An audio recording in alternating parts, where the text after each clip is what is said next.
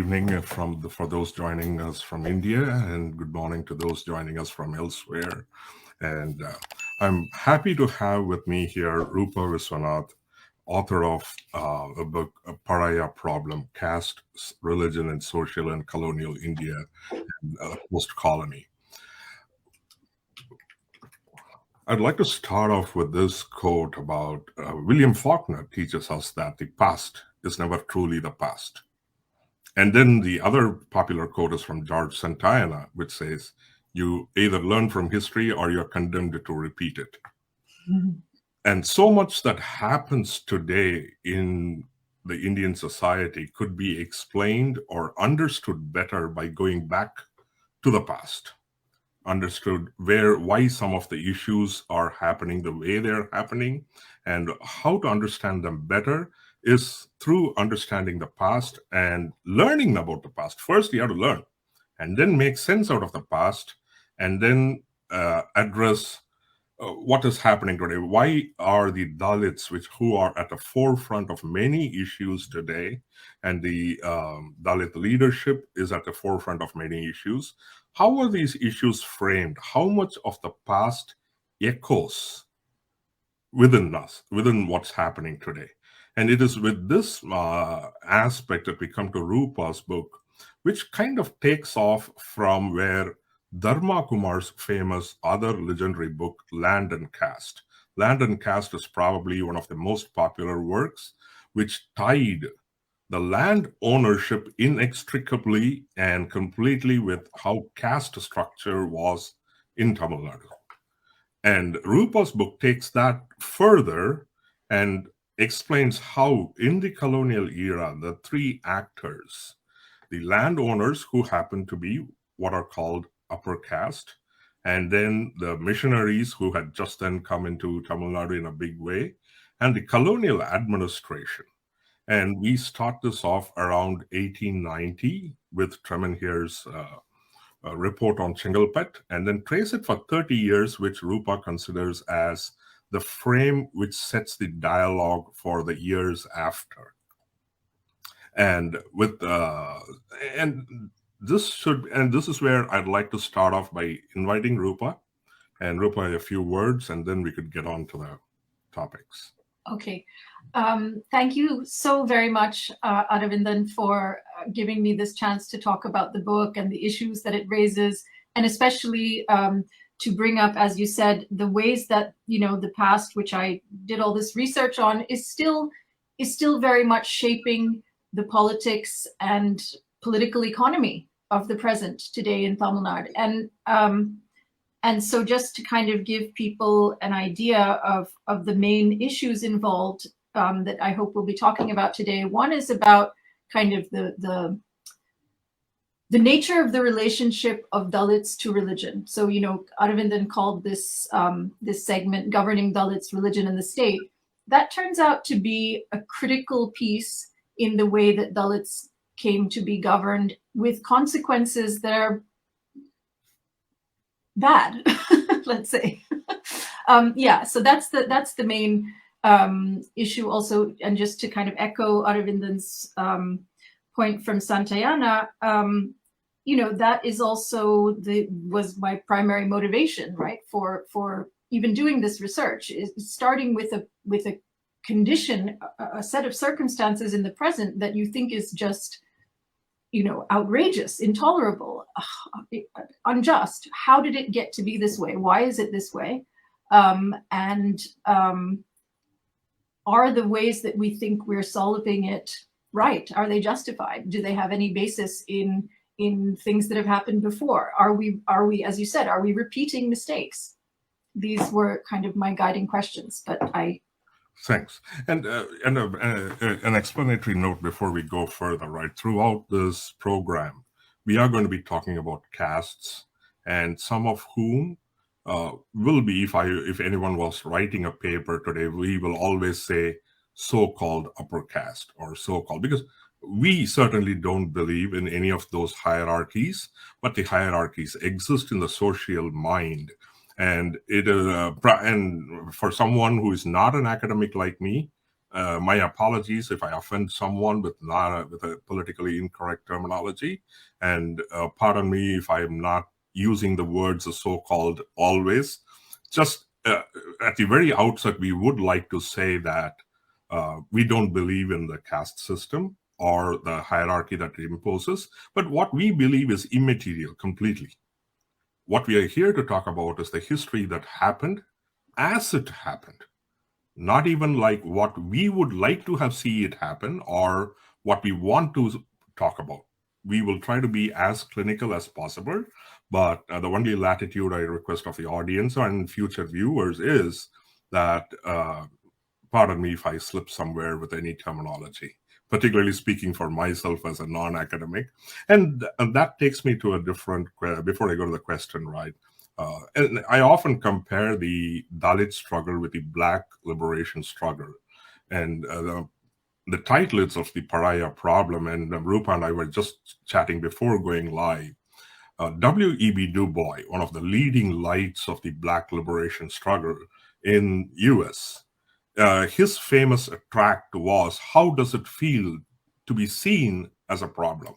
That was his question in one of his principal works, The Souls of Black Folk. And throughout history, a minority or an oppressed, whether they're minority or majority, sometimes a minority can oppress a majority too. That also is said. So whoever is the oppressed is seen as a problem to be managed, put aside, or whatever. So with this one, I actually wanted to start off with one question to Rupa, which she dilates very early on in the book. The use of the word pariah. Regretfully, American media, I do know, still uses that word a lot.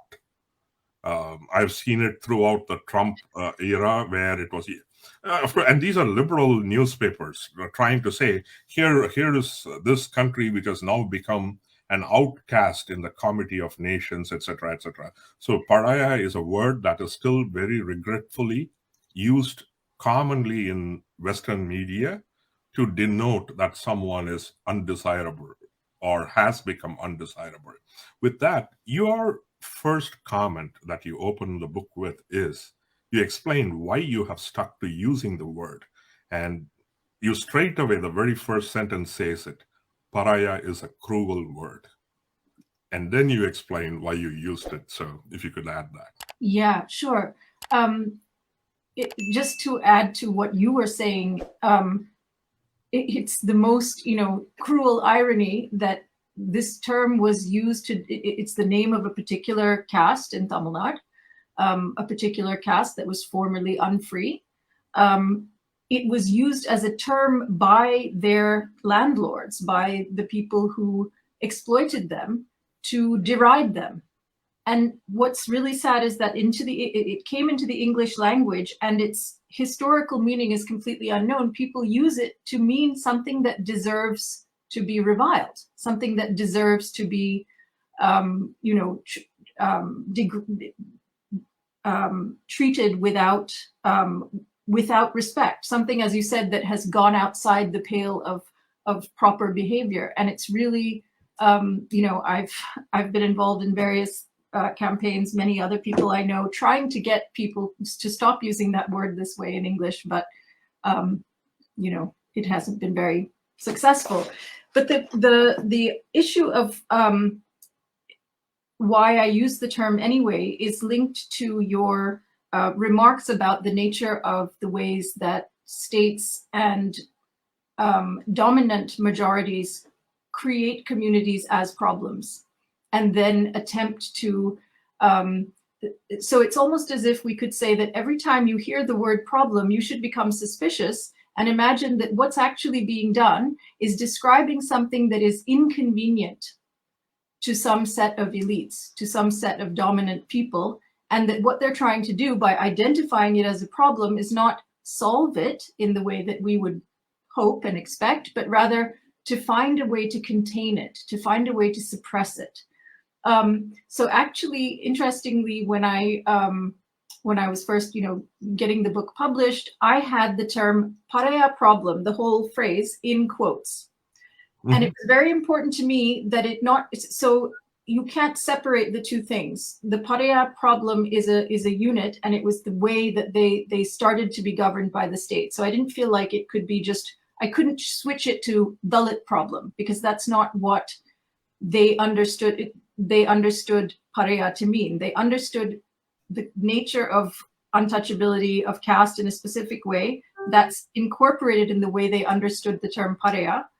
And this whole thing became a problem for them at a particular moment. So it's not that I'm referring just to Parayas, but rather to this problem, which was, you know, the inauguration of a new kind of way to manage labor that would not lead to its emancipation, shall we say. Absolutely. And which is where I want to take the next question too. The point that you make, particularly in the earliest chapter of your book, is how interlocked land ownership and caste are. And it is not an accident that some castes own land and some castes are prohibited from owning land. Essentially, one becomes the determinant of the other, vice versa. It's almost like a feedback loop of determinant. Land ownership bestows rights on some castes, and being of a caste bestows you a right to own a land. How was this interlocking come about? And also, when we talk about this, one critical point that I want to make, particularly in the setting of Tamil Nadu, is where often oppression is tied only exclusively to the Brahmins. And this comes out from the Dravidian movement that almost made just one community to be the oppressor. But broadly, where does land ownership lie? And then we will talk about the oppressive mechanism. So land ownership and caste as a determinant of each other. So this is a fascinating question, and there aren't sort of clear answers for every moment in history, but it's certainly the case that status and land ownership were absolutely tied to land. So, you know, for instance, if you take a caste like the Vellalas, right, they are known for both being an upper caste and for being landowning, and in their own self, you know, description, valorize themselves as landlords. So if you look at sort of the, you know, since you were talking about the sort of composition of ownership, it's true that Brahmins were definitely overrepresented among landowners. So they owned around 15% of the land around the turn of the 20th century. So that means 85% was owned by the rest. And so that's one aspect to note, right? So apologies for my interruption. Yeah. When you say they're over, they meaning Brahmins are overrepresented. Yes. So if they own overrepresented in relation to their population. Right. Exactly. So if they are demographically 1 to 3%, like even if it was in the Madras state as it was then, maybe 6%, 7%, or even 10%, right? And if you're still owning 15% of the land, you're still overrepresented for your population. I don't think the population was ever 10%. It was not. As far as I'm aware. But in any case, but there was a much stricter correlation. So and then you have, you know, as we know in Tamil Nadu, different regions where there are different so-called dominant castes, right, that own the majority of the land in different areas. But even though there are these differences in the castes that own the land, there is a very clear distinction between everyone who is potentially eligible for ownership and those who are absolutely debarred from it. So if you look from the perspective of land ownership and exploitation of the landless, the major division in society is not between Brahmins and others, but between Dalits and everyone else. The agrarian surplus on which the whole society depended was produced by this one group that were prevented from owning land and lived separately from everyone else. I mean, the most sort of, you know, unmistakable kind of sign, right, of this, the depth of this social cleavage is the fact that in every village today, you still have a cheri and an ur. You still have a Dalit settlement that is kept separate, and nobody questions that. I mean, that's just, these are sort of major signs that I think as social scientists and historians, we should be trying to take seriously, right? There's a whole group of people who are not allowed to own land, made to live apart from everyone else in less, in extremely horrible circumstances, without the access to any agrarian resources. And then someone else is telling you, no, the main division in society is somewhere else. You should question it. Absolutely. And this is where also, of course, anyone who is a little familiar with Indian history, or one who has lived a little closer to the villages, which unfortunately was not my experience. So much of it comes for me through reading. I know several friends of mine, for them, some of the words they will readily grasp as hinting at slavery. Pannayal, Adimayal, Padiyal, all of those, right? And whereas the common school graduate coming out of the Tamil Nadu school system may not know how it was practically slavery. Because the moment we say slavery, everyone thinks of America and its slavery problem. It's just not incorrect. It's okay. But we are not aware of how institutionalized and how prevalent slavery was. What is routinely called agrestic laborer. So the laborer and pariah are interchangeable, essentially, because later on when Adam Andrew was asked by somebody else to make a study on laborers, he immediately interprets it as a study on pariahs, right? Yes. So how are can you delve a little bit into the slavery perspective of it, particularly coming into the 1843 abolition of slavery and the trope, as you appropriately call it, the trope of gentle slavery? Because this we hear even today. Like, oh yeah, okay, we had some form of slavery, but it was still not as bad as the lynching or anything. And by the way, I don't want to keep setting up these two things in opposition always, and I'm not here to take up the case of either society, this or that. Every society, and both iniquities had their own historical logics and history, right? So this is not about scoring points here or there. That's not the intention. But no, we do tend to think whatever happened within the Indian society was gentler. And this is not just a view today. This was a view, as you point out, even during the colonial regime, by the colonial administrators themselves. So talk to us about the trope of the gentle slavery and the actual slavery that happened. Sure. That's such a great question, and it's so interesting because, as you said,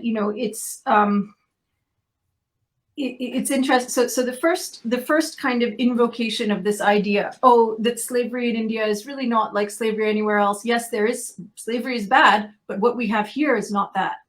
That idea, again, it's like you look at who's saying what when, and you recognize, right? So the colonial officials had been, not really talking about it very much, but when they did refer to pariahs, they did talk about slavery. It was fine. Then suddenly, from the metropole, there's all these cries for abolition. And at that point, they say, oh, no, it's not slavery. Please don't, expect us to abolish anything here. We are dependent on this agrarian system for, the cash cow that Madras was. Madras was, producing a lot for the British Empire, and any intervention into its agrarian labor regime would be plain expensive. So the idea of what slavery is, not surprisingly, depends on what those in authority wish to recognize, what they want to legislate about. So it was very convenient for them. They could make sure that Indian slavery just wasn't just what was considered not to count under abolition. And then, of course, you had the whole Indian intelligentsia and elite very eager to also say the same thing, right? That no, this is not really slavery as we have seen it. And of course, the irony is that once you even begin to have a few Dalit voices, or once you look at missionary records, where they had a much closer and more intimate relationship with villagers in India than the state did. They actually went and lived in villages. These things show you that it's totally ubiquitous, that those who were slaves, who were unfree, hated it. They were desperate to get out any moment they could. And so there was just a kind of, and so then the idea that it was gentle was used to sort of stave off abolition for a while.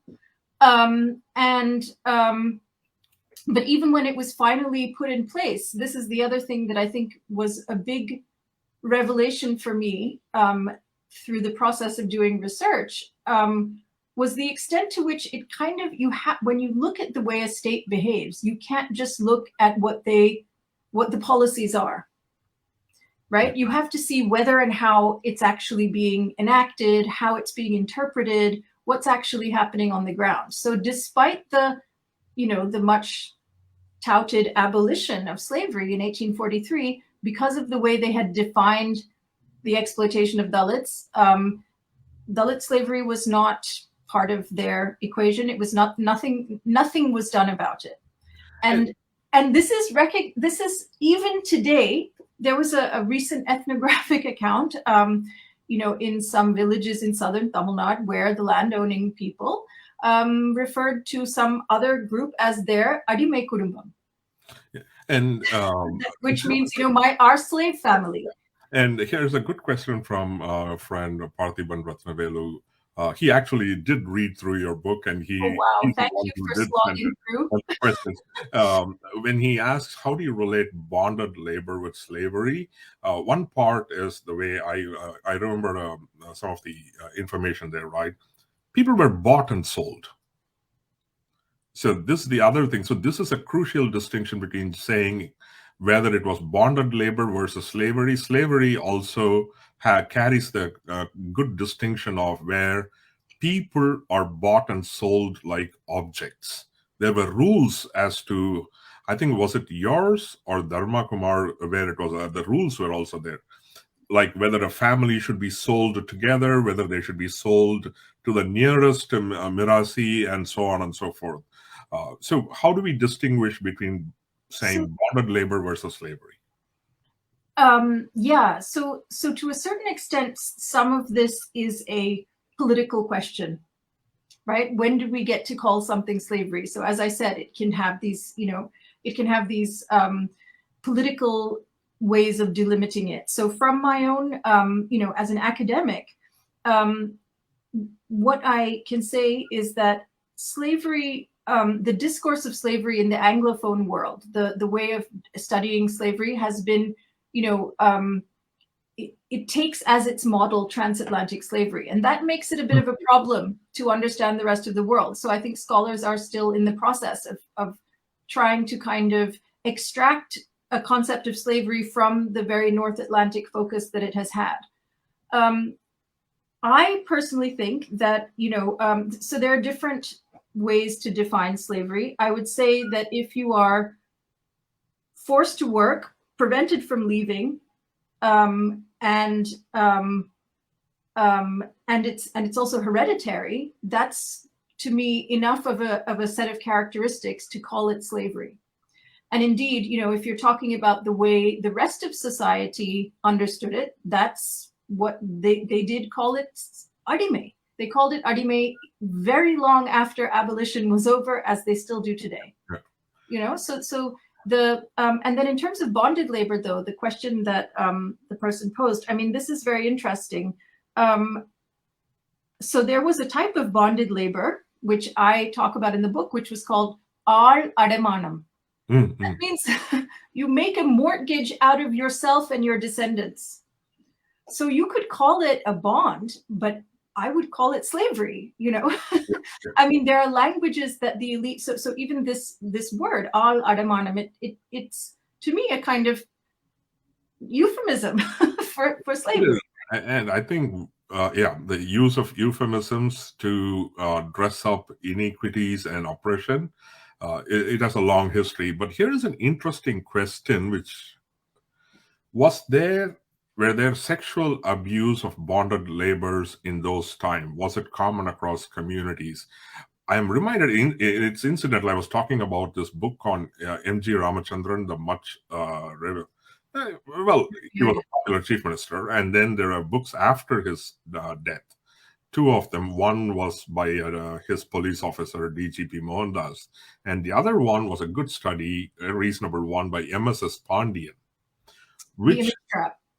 the image trap. And in the process of talking about MGR's portrayal of some subaltern characters, Pandian would speak about how in certain places the owner of the land had sexual rights over the laborers, particularly if a laborer got married or something, the conjugal rights was with the landowner. But from a historical perspective, is there something that you have come across? This question was completely Unexpected. interesting, Yes. and No, I mean, gender is not something that you have spoken about in your book, but possibly you have information. yeah. This was not an issue that was raised a lot in the sources I looked at.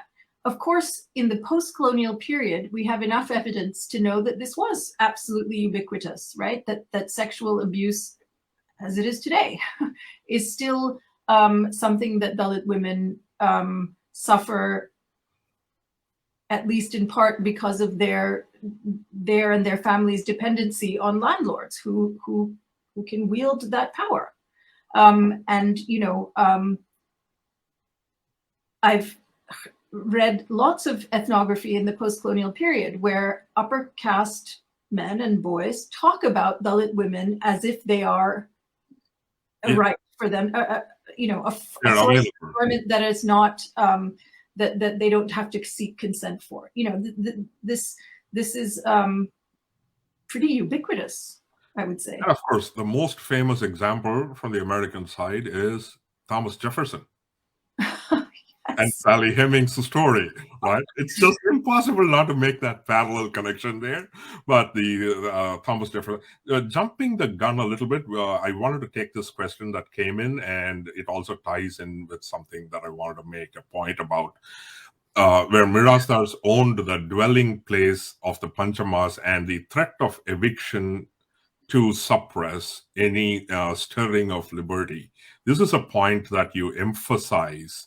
And particularly, I made a connection with there was a recent discussion on Rohit Vemula, particularly where the Dalit students in the university who had depended on the hostel spaces. The eviction from the hostel practically dooms their ability to study in the university. And those are still used methods to control Dalit discussions, Dalit discourses by those in power. So the power of eviction, if you could explain to that point. Yeah, sure. Thank you, Geeta. It's a very, very important question. So it relates back also to what I was just saying before about how to define slavery in a way that that can address more than just transatlantic slavery as its model. To me, if you hold the power over someone's dwelling, which is where they live, where they eat, where they can survive, the only place they can survive, and there's no other kind of employment for them, this is a huge power that you wield over them, which was the most jealously protected form of labor control that these Mirasidars exercised. So you find that whenever they were even slightly threatened, there was one interesting case I talk about in my book where a collector just wants to, he's not trying to do anything particularly enlightened. He's just saying, oh, this cheri, this Dalit settlement has become too small. We're going to move it to a different place. And the Mirasidar objects so vociferously, and And the only way you can really understand that is if you know that in this social context, having control over that site was how they ensured their domination. I mean, that and other forms of violence. But if you can literally evict someone and they have no other resources, it's tantamount to killing them, actually. Absolutely.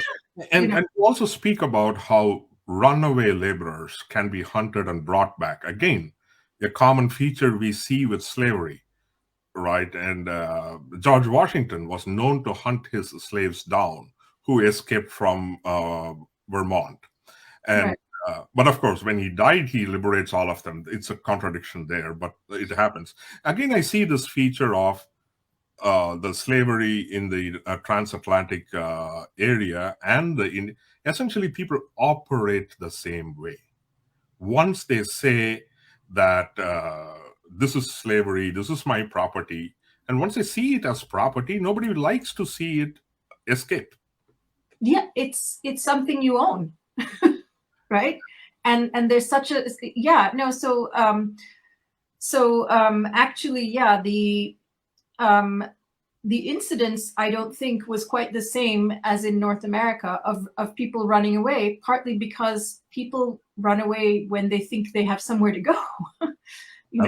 Where could these people go in Tamil Nadu, right? They're separated, they're minorities in each and every village, they're separated from one another. There's no way there's no capital so that they can just go and settle somewhere else, even though there was land at the time, right? So there's no other option. And Lakshmi Ramachandran, who has posed a question saying, like, as Indian society gets less agrarian, can we expect annihilation of caste? Now, I don't want to get too much into the weeds of this question right now, but because we will talk about the path forward or where we see going forward. But I just wanted to acknowledge that the question has indeed come about. But I'll take one thing from Lakshmi's question is you point out specifically that the glorification of agriculture as an agrarian life.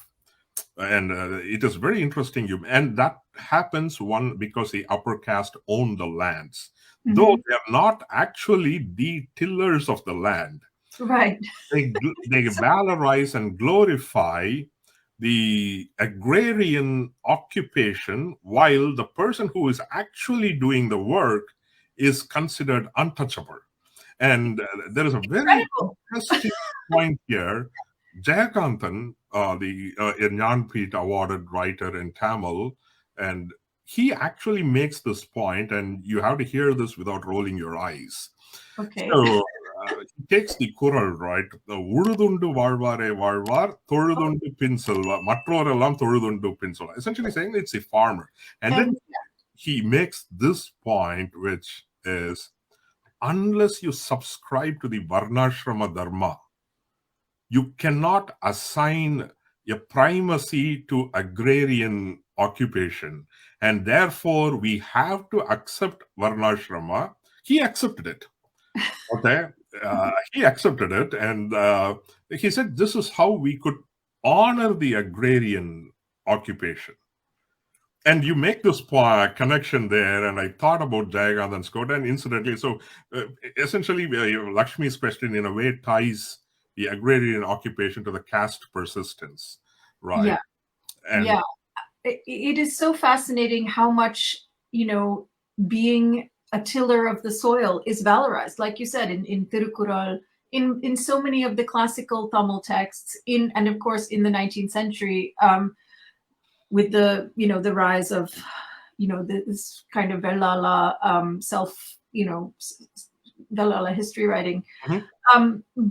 But yeah, this is exactly, I guess, the sort of crux of my book, that once you look at the society from the point of view of who is producing what, then your perspective changes, and you see that agriculture is an agrarian production and its organization by people slotted into particular roles by caste has always been the source of production. And you can't even begin to talk about, annihilating caste unless you directly address that. Absolutely. And good question about the wages received. Oh God, I mean, wages were sometimes received, sometimes not received. Sometimes, there were different kinds of wages. So people usually distinguish, historians usually like to think about the difference between being paid in kind versus being paid in, so were you paid by, so a padiyal would be paid by the padi, right? A measure of rice. Whereas the pannayal, who was considered to be more tied, would probably have been given cooked food or something like that, right? But as far as I'm aware, I mean, the question of wages, what we mean by wages, like a certain, that was not the nature of the exchange. Padiyar being paid by the padi, the measure, right? There they were cheated. Yes. So it's not even cheating. It's just like this term al-ademanam. It's like they're euphemisms and everyone knows what's actually going on. But if you come in as a foreigner or something and you think, oh, this is a padiyal, this is a padiyal, they're all getting a padi. But the padi, the measure that was actually used in the villages for Dalits was smaller than the padi measure that was used for everyone else. Yeah. And there was it was known, but never made an issue of. This thing you come again and again, right? Yes. Where euphemisms are used and people know what's happening. There is this certain genius for never having written things down, but everyone knows. Exactly. And no one would speak of it. No one would speak the truth of it, but everyone knows. And the state, and you can discern it when you look at the state archive because they act according to those tacit beliefs. So like the idea, like actually it came up with the person's question about agrarian structure. It also is linked to this idea of public goods, right? What is a public resource? What is a public good? What is public space? As I tried to argue in the book, even though the colonial state was using the English word public space, public land, which we all think we know the meaning of, but they very carefully made sure that anytime landed people made a claim to that public land, they granted that claim, which means that that things that were called public were not actually for the entire public. They specifically excluded Dalits. Yeah, absolutely. And my friend makes this point about a majority of non-Dalit, and this is true. You also make this point, right? Yes.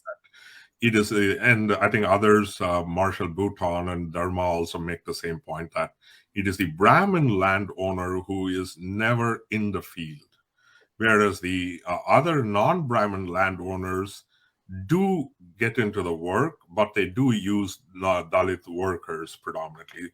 So if there is a class of landowners who never step into the land to do work, that is the Brahmins. Right. The others do get in some form of work or the other, probably reserving the larger part for Dalits. I mean, I'm of course it's true that like big Brahmin landowners in Tanjavur would never work, of course, and certainly, but I'm not sure that all non-Brahmin landlords would have. There were very elite aristocratic landlords who also wouldn't have dared to get into the fields, right? But you're absolutely that's absolutely important, right? So if you're talking absolutely just purely in terms of sort of economic status, there's no doubt there are very poor people from all castes. But I think it's important to recognize this difference because its historical effects are so important, because its historical legacies are so important. And also, I would say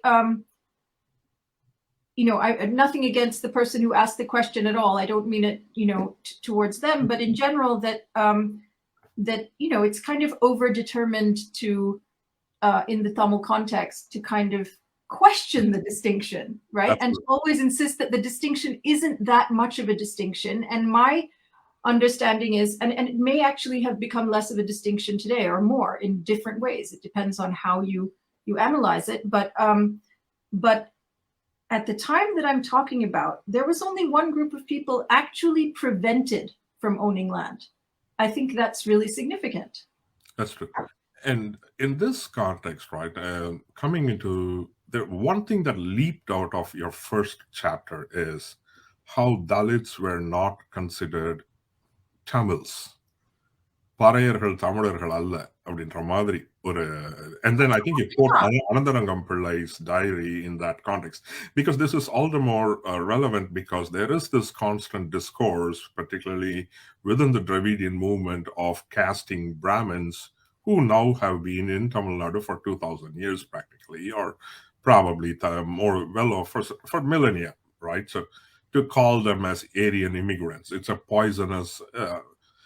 You can criticize a Brahmin community or Brahminism or anything, but then to cast someone who has been there for ages, from time immemorial almost, to call them as immigrants, whereas now this was a different information coming out from your book, that once upon a time, not too far away, that Pariahs were not considered Tamils. And I really would like you to explain that point. Just about the first issue, the idea that Brahmins were foreigners. I mean, to be fair to the people who say that, there are probably plenty of Brahmins who also think that, right? I mean, plenty of people who pridefully think, oh, I'm, of a different race, of a superior race. These ideas are very common, right, in India, as we know, and among the Brahmins and others who are not in India too. So that there's no surprise there, and that's sort of I would say a mutual construction between the Brahmins and non-Brahmins. But that idea about race, about Brahmins being a different race, is of course a product of the colonial period, where race thinking and sort of the idea of explaining history in terms of races, was introduced into Indian discourse by different kinds of European intellectuals. But the bigger question that you raised, I think, is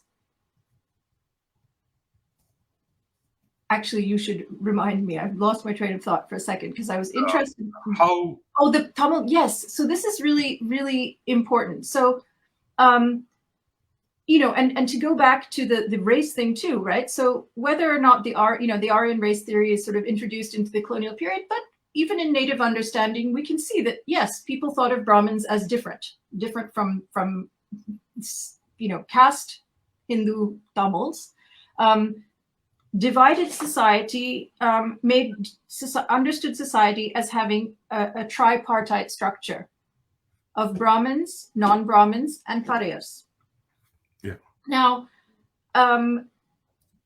this only, so again, imagine if you were an anthropologist from Mars, you came to Tamil Nadu, that probably wouldn't surprise you.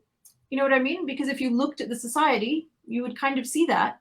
Whereas it's only something that needs to be explained today in the context of a politics which says, no, it's all the same sort of thing, right? That there isn't a difference. But I think it was extremely powerful and shocking to me when I came across these kinds of references where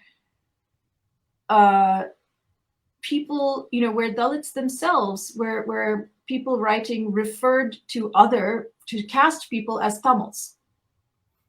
I've also come across this even in petitions as late as the 1920s, where Dalit people in a village are writing to the colonial state, talking about some form of oppression and saying Tamillargal are the ones doing it. And so this is actually there's a funny story about this. So you know the Thermal Lexicon, which is a very important project of the early Dravidian movement. So they sell it, in the university. And when I went to buy my copy, when I was just sort of starting fieldwork in the early 2000s, I looked up the word Tamaran. Of course, the name of Ayotidasa's newspaper also, very interestingly, right? So he was making a political claim, I think, when he called it that. Hi, AB. So he makes the same point. Yeah. So you see that in the lexicon, but when I went to the Madras University, someone had whited out that meaning of Tamaran. The that the Pariah is not a Tamaran. Someone had crossed that out with the Tipex, Got it. So then, white out. So then I thought, oh, that's a little bit strange. I looked at another copy, same thing. Literally every copy, someone had gone to the trouble of covering this up.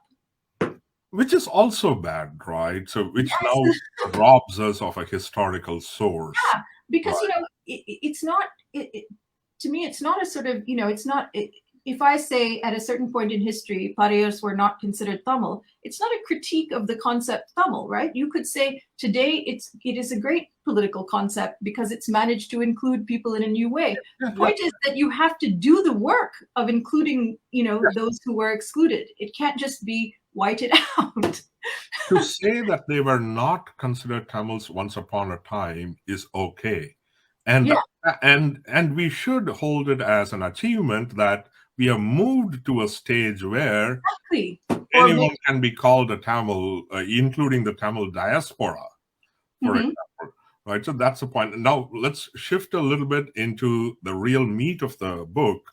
Okay. That comes down to the Dalit conversions, right? Which is there are so many misconceptions about conversions.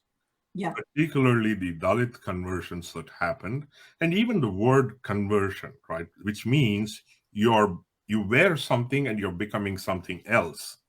But in that, were they truly that before they became this? That's a key question. So how far were they Hindus, and what could be called?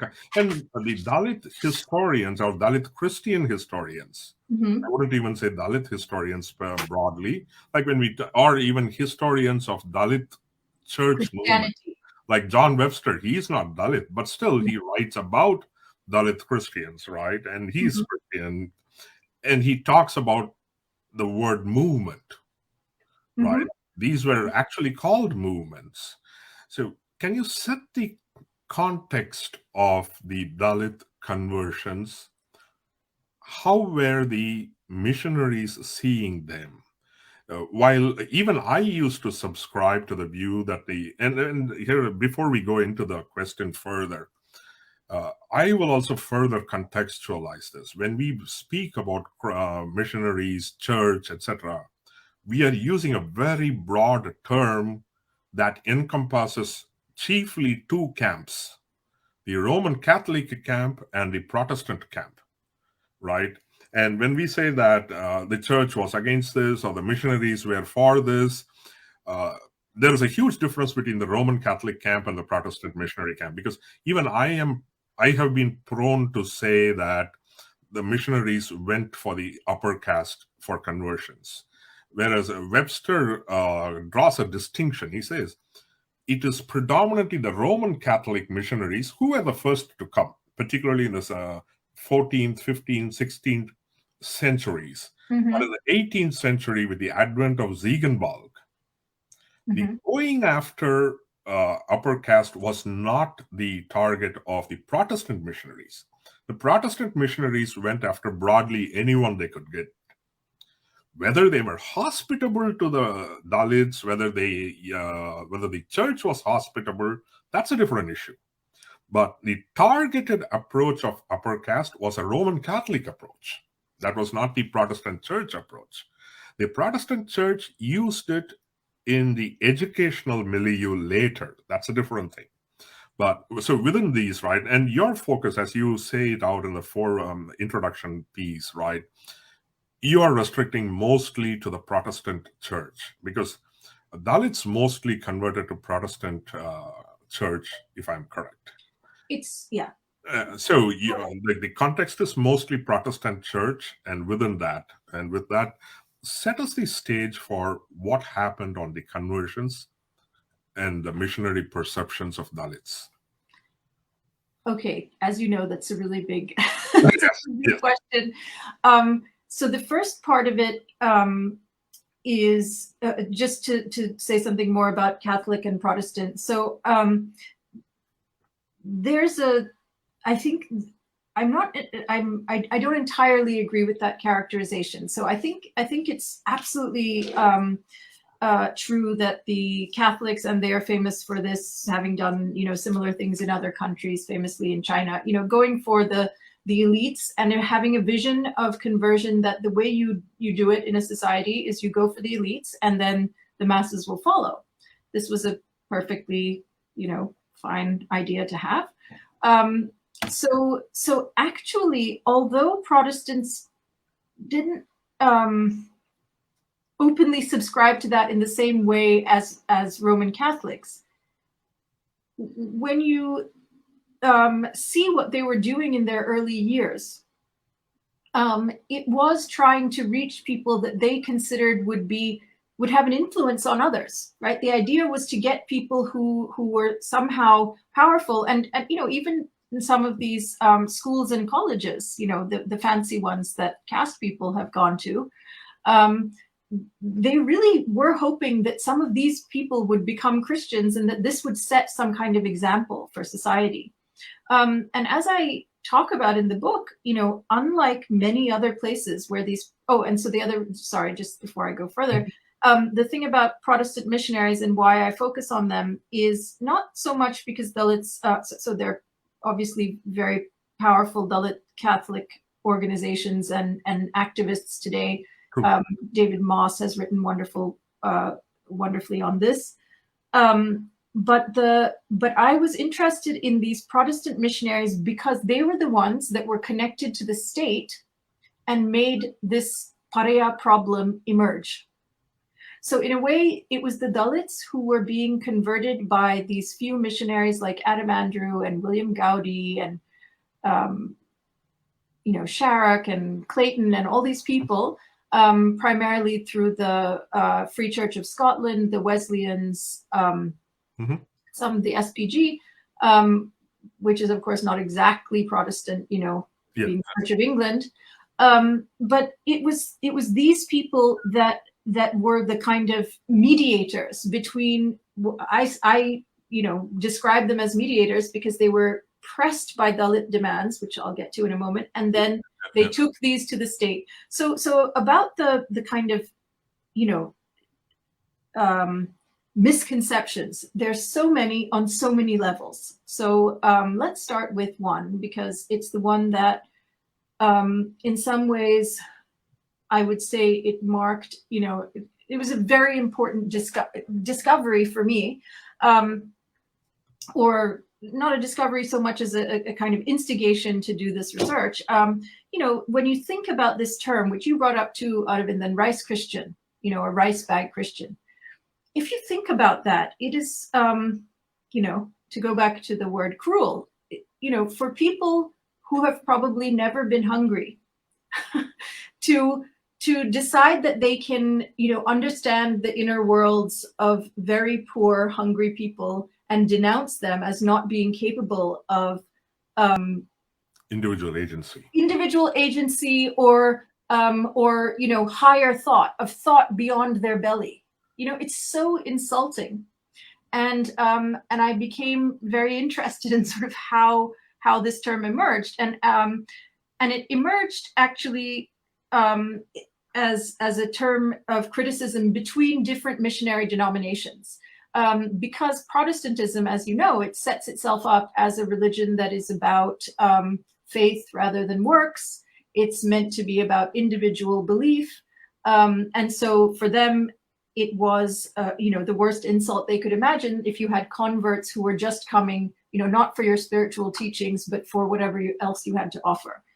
The irony that this kind of language has been taken up in India is incredible because sorry, were you going to say something? It has literally become a euphemism, because today you can't call a person by the caste name, particularly for Dalits. We all know the derogatory caste references.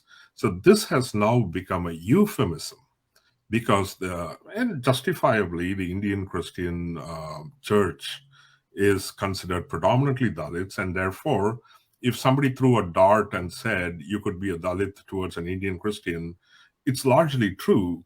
And therefore, in that context, this phrase, rice bag Christian or rice bag convert, has become a euphemism, because they can't call their caste name anymore. It'll attract legal penalties. And now they have resorted to using this as a euphemism.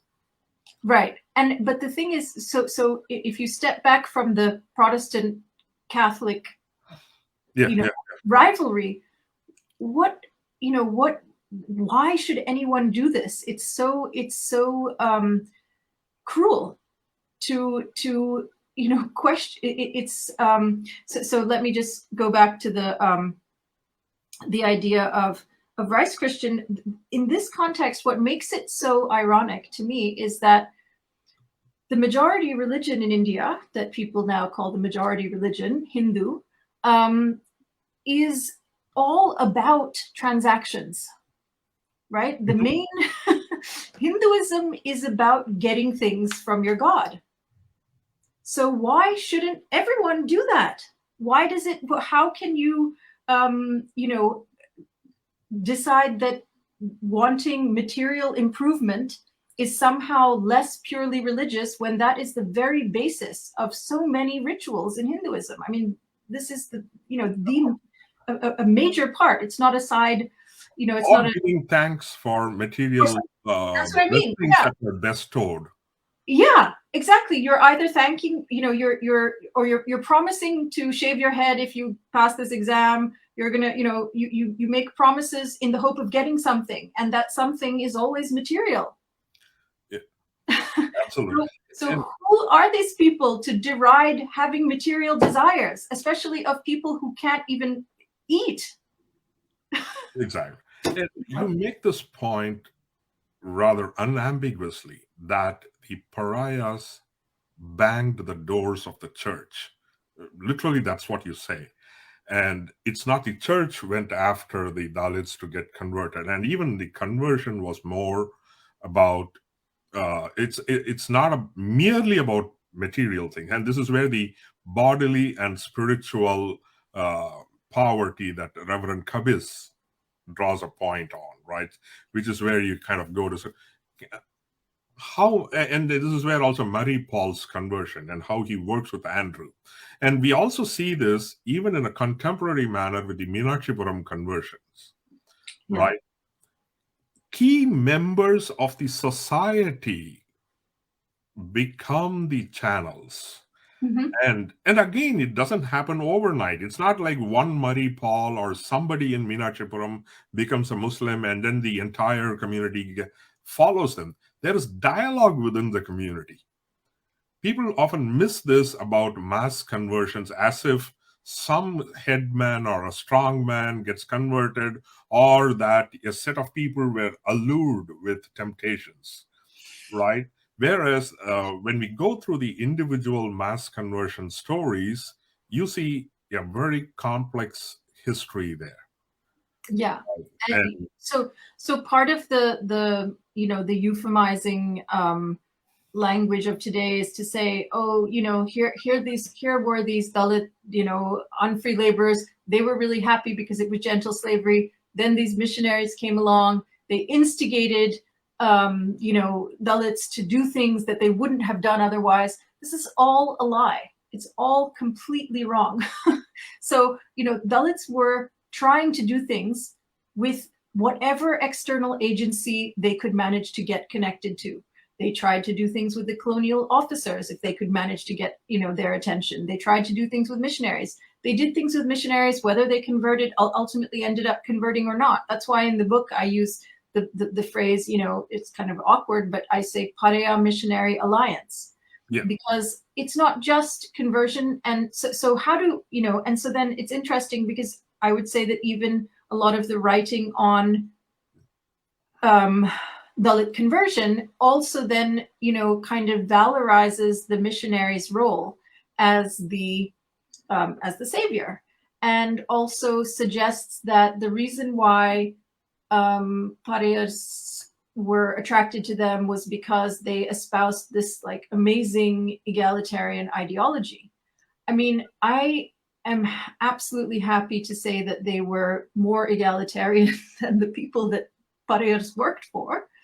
But the idea that they're sort of, these prophets of egalitarian bliss is just false. And it's not, so some people have said to me, oh, are you against Christians? No, I'm not against Christians. I don't think it's about, first of all, the approach to history where you're sort of giving people certificates for being good or bad, that doesn't really work.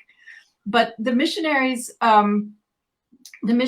were like most people of their time, they believed that inequality of certain kinds was natural. So the thing that was wrong for them with the condition of Dalits was the particular kinds of injustice, cruelty, all the illicit ways that the Mirasidars and other landlords used the state machinery to keep Dalits oppressed. So it's not so much, so I would just... Yeah. So, and on this point, the egalitarianism and the caste point, right? I'll draw a parallel with Kawashima writing about the missionaries in Kerala. Kerala government, which was the then Travancore regime, was the first one to call itself a Hindu regime. And they were also probably more enlightened than any of the neighboring states. At that time, they declared primary education for all. But having declared that, they did not want to be seen as educating the Dalits, the Yaravas, or whatever the Dalits of the Keralite society were. They didn't want to be seen as educating them directly. So they actually call the missionaries and give them the money and say, you go construct schools and hospitals for Dalits. And then some conversions happen, and then murmurs happen, and then actually they put a stop to that. They say no more conversions in Christian schools, and the hospitals were very extremely rare. That the Christian missionaries were very particular about. But the more interesting component, coming to your egalitarianism part, some of the landowners encouraged the missionaries to convert Dalits in Kerala. The understanding is the missionaries will make them a productive labor force. Right. All right. And the missionaries, in turn, were theologically, right? There is a theological aspect to this, where you're supposed to obey your master. And who's the master here? It's the landowner. Yeah. So the converted Dalit was taught by the missionaries that the landowner, who could be Hindu and upper caste, is nevertheless a master to be obeyed. So to some extent, these landowners also encouraged conversions. So because theologically, they were not preaching rebellion. Right. Exactly. On the contrary, they were preaching against rebellion. So when you look closely at the records, so your stereotype is, oh, there were these benighted Dalits, they didn't know how to save themselves. Missionaries came along, showed them the light, embraced them. None of that is true. What really happened is that, Dalits were defiant and, boldly opposing their landlords, not because, but despite missionaries telling them not to, right? Missionaries were trying to warn them, don't do things to antagonize the landlords. And this is something that actually my colleague Joel Lee, whose wonderful book has just come out called Deceptive Majority. He's a fantastic scholar who works on Dalit history too. But his work has also corroborated, that missionaries behaved the same in many of the North Indian provinces where they worked. So this was, as you said, it was part of a theological commitment that, yes, you could raise people up. They shouldn't be, beaten, or there shouldn't be injustice, but inequality in itself is not unjust in this view. And now I want to focus on this part, because this is the trajectory that you trace. How the caste system, or the being a pariah, was tied to religion first, spiritualized, and then socialized, right? Yeah. So the spiritualization of the Parianas, as you call it. Yeah. And how far were the missionaries accepting that spiritualization? Because this is where Queen Victoria's edict of religious neutrality really comes in as a very potent weapon to be used by the upper caste. And this was also the weapon used to ensure that caste survives within the church. Yeah. Right. So the spiritualization of caste and being pariah. Yeah, thank you. So that's, I feel like the main, project of the book is precisely to show all these euphemisms and ways of avoiding any serious solution to the problem. And probably the single most important and long-lived, having the strongest legacy, is exactly this that you just pointed out, what I've called the spiritualization. So imagine you have this people who are, tied to the land, abused and exploited, and you say, oh, their real problem is that they are treated as untouchables, and also they have these internal problems. They don't know how to save money, and they need to be educated. It's like you just ignore the most central reason that they're in the condition that they're in. So this is exactly this point about Sharak versus Muthaiya Pillai. Yeah. Right. So who gets to count? So what becomes really important because of the colonial state? So the colonial state has this idea that, okay, they're going to not get to, they want to keep the peace, basically. They have to keep the money rolling in. They want to keep a law and order situation. So they're going to try not to bother native elites with their, whatever they're doing with their religion. They decided, it has to do with the 1857 to 58 kind of conflagrations, but the point is that she says, okay, we are not going to interfere with anything to do with the religion of our subjects. They're free to be, they're free in the religious domain. So what does that mean? That means you suddenly have this huge incentive to put all the things that you don't want the state to touch into the religious domain. Right? Yeah. You give the people a reason to do this. So, and sure enough, within everything becomes a custom. Everything gets tied to everything is religion. It's just our religion. Sorry, it's our custom. It's ancient. And it has to be respected. And it has nothing to do with the economy. It's just it's religion. And this also means that certain aspects of what it is to be a Dalit become foregrounded, such as untouchability. Right, such as these kinds of what I would call ritual forms of domination become emphasized, as opposed to emphasizing their role as exploited people in this labor regime. Absolutely, and it's interesting, this dialogue between Reverend Sharak and one Muthaiya Pillai. It's really interesting. Interesting, because Sharak is very anti-caste, more than any of the many others in the Protestant church. And Muthaiya Pillai argues about saying, hey, a caste name is not religion. It's more a respect, just as much as you call somebody sir, esquire, so on and so forth. Yeah. It's a title, is the argument Muthaiya Pillai makes.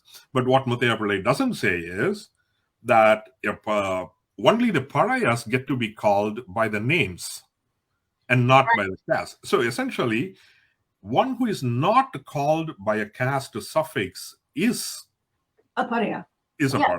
The person who is called, he specifically says, so this is just for the audience sake. So, there's this one missionary, Sharak, who kind of, honestly, he's kind of a funny figure because he's so anti-caste. And what's funny about it, in a dark way, is that no one who's in the missionary world agrees with him. So for instance, he wants to start this caste suppression society, amongst all the SPG churches, and they say, and he says, all you have to do is just promise to not use your caste name. Literally, no one is willing to do that.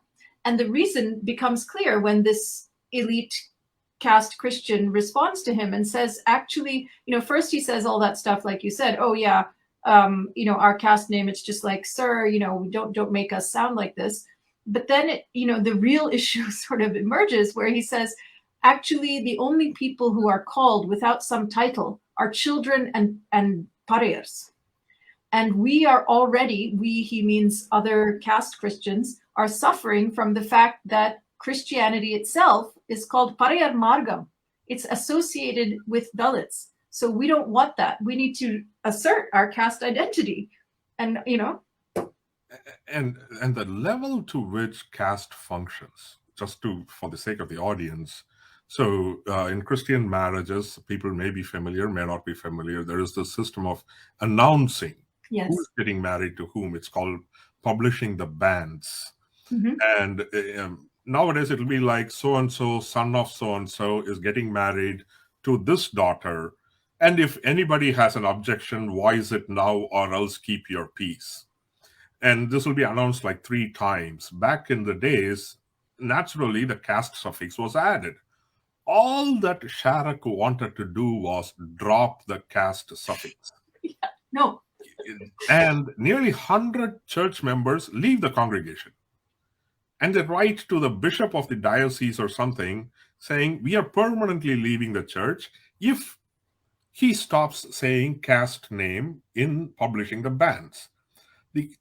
Just the ridiculousness of this shows how caste ingrained the society is.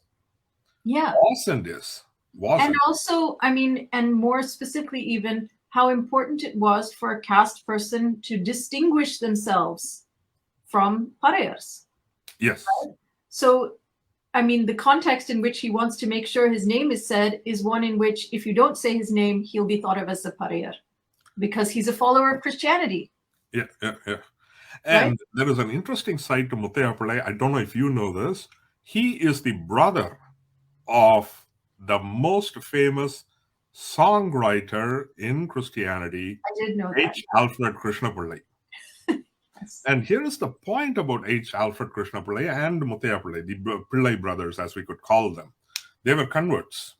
Mm-hmm. And there was a time when prior to conversion, almost like the story of St. Paul, H. Alfred Krishna Pillai used to persecute converted Christians. He used to take bands of marauders into villages and attack converted Christians. Wow. So this is there in a recent book about Alfred Krishna Pillai. And there is I will take a slight digression here because there is an ongoing conversation called the Dalit liberation theology, which is asking the very question as to how did the church's theology and hymnal practices become so Sanskritized? All right, because the early theologians, Chenchaya and so many others, came from upper caste or Brahmin background. Some of them spoke Visishtadvaitam and all, and always try to connect it to Vedic Hinduism and try to explain.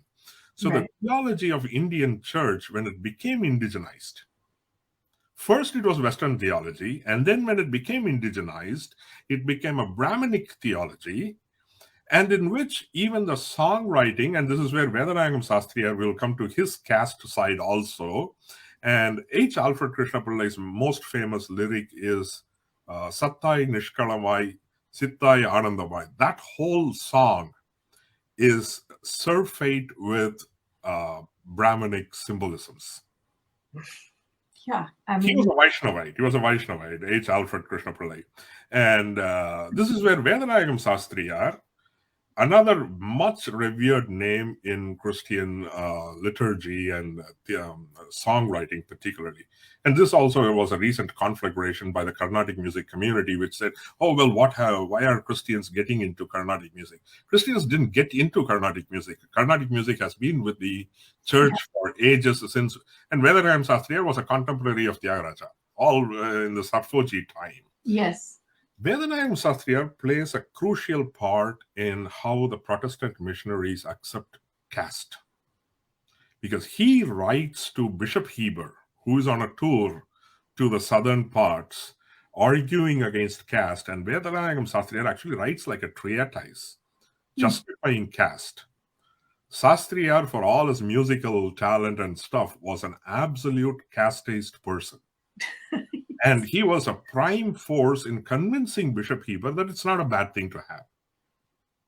And this is the thing that exactly, and so and that doesn't surprise. That's really fascinating, especially about the Pillai brothers. I had no idea about H.A. Krishna Pillai, but the fact that there would be so much justification of caste. I mean, this is something that again, it belies what we usually hear when we think of Christian missionaries. So people either never talk about Christian missionaries, right, or dismiss them, they're anti-Christian, or if they do talk about them, they do see them as the kind of purveyors of egalitarianism. But when you look at what they were saying about caste, a lot of it was very much the same as the views of people like Vedanayagam Sastriyar. Because what they said was, caste is bad because it's connected to Hinduism and it's got heathenish customs. But basically, at its heart, it is a division of labor, and it is a good thing, and it's fine in the society to have such a thing. And all we've got to do now is sort of purify it, get it back to its origins. And frankly, that's exactly what Gandhi says, right? Yeah. Because Gandhi is never anti-caste. It's something we'll come to later. That's a very interesting thing. But before we go there, right, the other big thing is about missionaries, education, and what did they think Dalits should be educated to, the pedagogy for pariahs, as you call it. And particularly the Madras Christian College and Dayanandan's article, if you could elaborate. So while missionaries are, even today, many Indians cutting across political, let's leave the rabble-rousers of a minority. Yeah. By and large, many Indians do look at if at all anybody is asked, what can you say is a signal contribution of the Christianity in India? Most would say, without batting an eyelid, it's education. Yeah. But then what was the role of missionaries, and where did they draw the line for Dalit education? So this goes back again to the same issue about what was their vision of society, and was it egalitarian in the ways that we would like to see it? No, it was, it was education that was fitting to one station. So if you were a Dalit, and the other thing, of course, was that missionaries shared with elite social reformers of all kinds, was the idea of locating somebody's poverty or whatever as, locating the person as the source of their own problems, right? So, one of the people who was, the most committed to converting Dalits also said, that the Pariah's worst enemy is himself. To me, that's a shocking statement if you look at the society, right? No, but so this was what the saviors were thinking, And here I'll share a discussion I had with our friend A.B. Rajsekaran, since he's also online. And ABR, feel free to refute or correct me if I'm misquoting anything, right? Because you make this point that when pariahs got converted, they make usually their demand is for education, and the construction of two things they ask for: one, a chapel in the Cheri, and then a school in the Cheri. And this, I don't know if it's your book or something, another book which makes this point, that these demands also had a certain angle to it, because these were buildings being put up. Yeah, that's which goes against what the upper caste would have tolerated them to do. Exactly. This is an argument that I make, that basically the missionaries also were, so they also didn't fully, in my view, understand what they were doing, right, in the social context. So for them, they're getting these converts who are poor and miserable. They're sort of cleaning them up, giving them nice clothes, whatever, but being not well dressed, looking dirty, having a shabby house, this was part of the way caste people expected Dalits to be. Right? Yeah. Even today, we have all these things about who gets to ride a horse and who gets to wear this type of clothing, and these are live issues even today, right? So you can imagine at that period when there is that degree of labor control and that degree of interdependence between the castes, suddenly and there may be hardly any pakka buildings even in the Ur at this time. And suddenly the Cheri has a nice little white chapel, a nice, schoolhouse. Some people are wearing shirts. I mean, it's like a slap in the face. Absolutely. And here I'm going to bring up something, right? So before I go to the point that the ABR and I were talking about, I'll make this point first. Uniforms for children. You'll be surprised. I was looking through the Malabarian correspondence that Ziegenbalg has with the natives at that time. This is around 1712 to 1714. I'm looking at the book on the floor. And this was recently brought out. Okay. And the Malabarian correspondence, there are like some 150 letters that he writes to the mission superiors about the dialogues he has had. And the point he makes is that the children getting uniforms was seen by the parents of the Dalit converts as a huge deal. And of course, this rubs the upper caste. And you make this point brilliantly. And again, these things illustrate how violent the society was. And is, I would say. Pariahs were ridiculed not by anybody other than a nationalist newspaper, Swadharma, which ridicules a pariah convert just for dressing up. Yes. Just for wearing what is considered a decent dress. And this is supposedly, these are reformers, right? These are reformers. This is a reformist newspaper. They're constantly talking about the plight of the poor and all this stuff. It doesn't so what Aravindan is referring to is a poem that I quote in the book from a magazine where, it's a magazine called Swadharma, as he says, a reformist magazine from the 1920s. And at this time, completely unself-consciously, elites who are supposedly sort of into social improvement and progress just have a poem that mocks. I mean, it's just making fun of someone. It's mocking this person, this pariah who has come out of the Cheri and is, putting on airs, basically.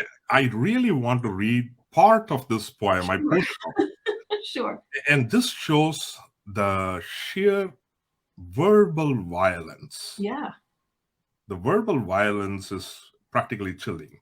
And this is what Swadharma writes about a pariah dressing up. And this is a translation, obviously, by you, I think, or... No, it's in English. It's in English, okay. Which makes it even more, these are people who knew English. They're so cosmopolitan. In a Paracheri of Madras, his father, they're talking about one Ramaswamy, okay? His father was a third-rate cook. His mother, she cut grass. Ramaswamy, guiltless, grew to, and he wore an anklet and a rag, but you would hardly call that dress. A zealous cleric then there came on pariah converts bent, and to his little mission school was Ramaswamy sent. Then, clothed in a Christian cap and coat, he learned a fair amount. And so on it goes. His costume should be chic. He therefore donned a collar and tie, then added a waistcoat and a watch with trousers. And now one Mr. Ramsay dwells as well in Padripet. I mean, it's just breathtaking. So it starts by saying, here's this Ramaswamy. His father is a third-rate cook. His mother cut grass. This guy was wearing rags. And he goes to a missionary school. Now he wears a trousers, a waistcoat, and calls himself a Ramsay. And ends with, and he now lives in Padripet. This by a nationalist paper. Yeah. No, I mean, it is breathtaking. This was exactly the process of my own conversion. Reading this kind of material, I just couldn't believe how outrageous it is. How there are, so all the, I mean, it reminded me of even more things. So the fact that, he calls the cleric a zealous cleric. Again, this discourse, the mission, this Ramaswamy is some idiot. He has a third-rate father and a grass-cutting mother. He doesn't know anything. He doesn't even really have any clothes. Then the missionary comes along. And then, of course, when he becomes, dressed up properly, it's not real. It's just an outer shell. The real Pariah is still in there, Interestingly, Bharadiyar makes a similar, a corollary point, because everyone saw the Dalits as the unwashed masses. So Bharadiyar in an essay or a letter writes this: go to these Dalits, bring them out, wash them up, make them wear clean clothes. Hey Chettiyars, please spend your money here. Chettiyale, ungal panathai idil selavadiyungal. Okay? So this is what Bharadiyar also writes. Again, I have a different perception of Bharadiyar. I wouldn't club him altogether this way. We also should be kind to how people were in a certain time and period and a setting. With that, particularly somebody like Bharadiyar is a little bit more complex than just casting him a certain light. And now when we go to, and there's another thing, which is this, this is an incident quoted by Ayotidas, where somebody carrying an umbrella, a parasol, was attacked because he carried a parasol. And this happened, like 150 years ago. Yes. It can still happen today. Yes. It still happens today. That's that's where it comes from. That incident is quoted by Ayotidas in Tamilan, and which is what you're quoting, and it still happens today. Yeah, and this was it was amazing. I wish I could remember the exact way that Ayotidas put it in Tamil, but the way the judge dismissed it, I can't remember but it was just, it was a one line. But of course you can't wear a parasol. Of course that's against the law. Yeah. And here's, because I have the Kindle edition, I'm able to pull it up. Not that I verbatim remembered or anything. I wish my memory was that good. And when the victim went to report this violation in a court, the magistrate dismissed it with brutal candor, you write. And within quotes, you're holding an umbrella by going against customary practice is itself a violation. Case dismissed. Yeah. That's it. Yeah. That's it. Yeah. Case dismissed. So, I mean, it also shows right there, like one of the things that I was saying about the state, that there could be laws, there could be things that are, very lofty principles. There were rules about who could apply for land, for instance, but these were never observed. So when you actually look at what was happening, they were governing according to the old practices of caste.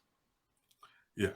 So you could have a legal system which doesn't recognize custom, but nevertheless, people constantly, making judgments in favor of it. And It's this like you this could, yeah. invocation of customs and the refusal to interfere on religious neutrality, because like there is another famous case of Maravar Christians, right?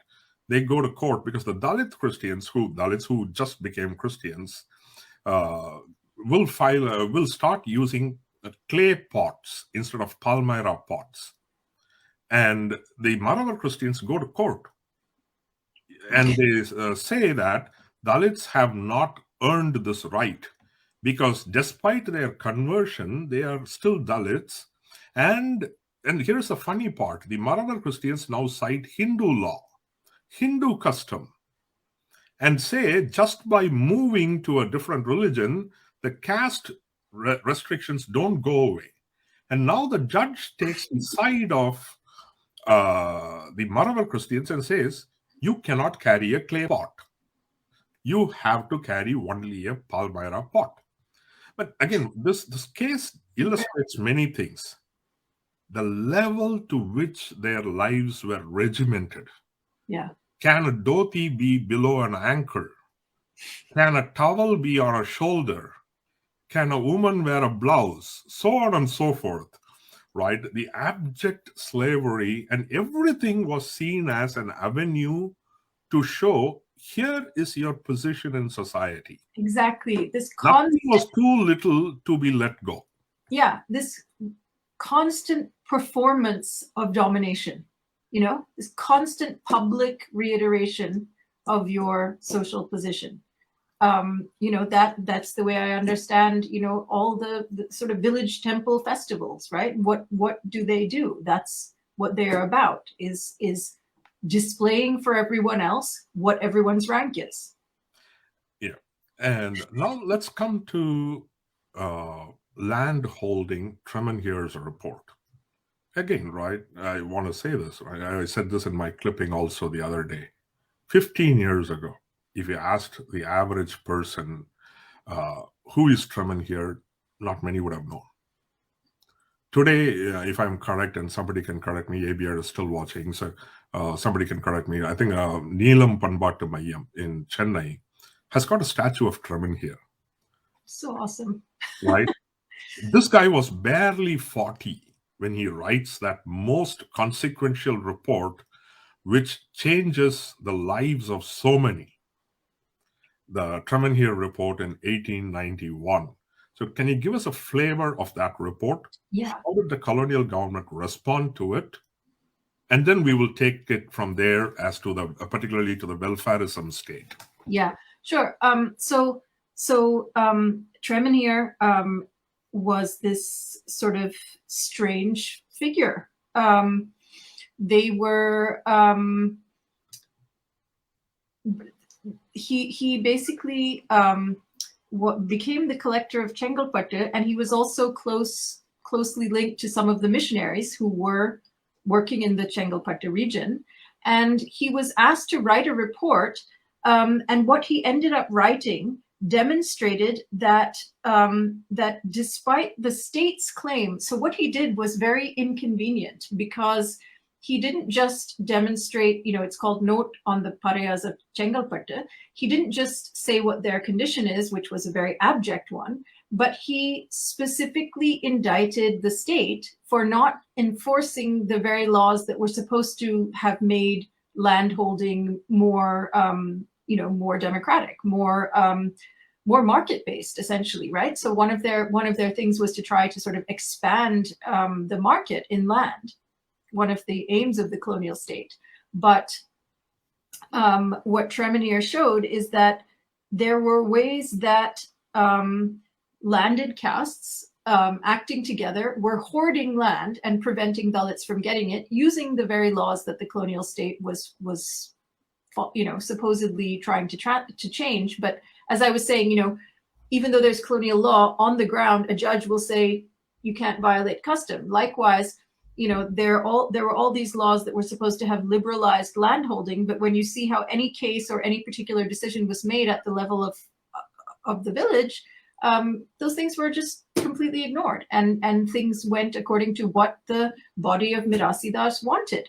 And so what Tremenhere noticed was that any time, one of the best things that he really identifies is what he called chicanery, tricks. Tricks is basically the ways that Dalits would try in so many different ways to try to get a bit of land, right? They might try to get some wasteland that the state was selling. They might try to cultivate something on a garden plot that was behind their house. Anything that they did was systematically undermined. Either, so if they had a small plot of land where they were growing crops, their crops would be flooded, their fruit would be plucked.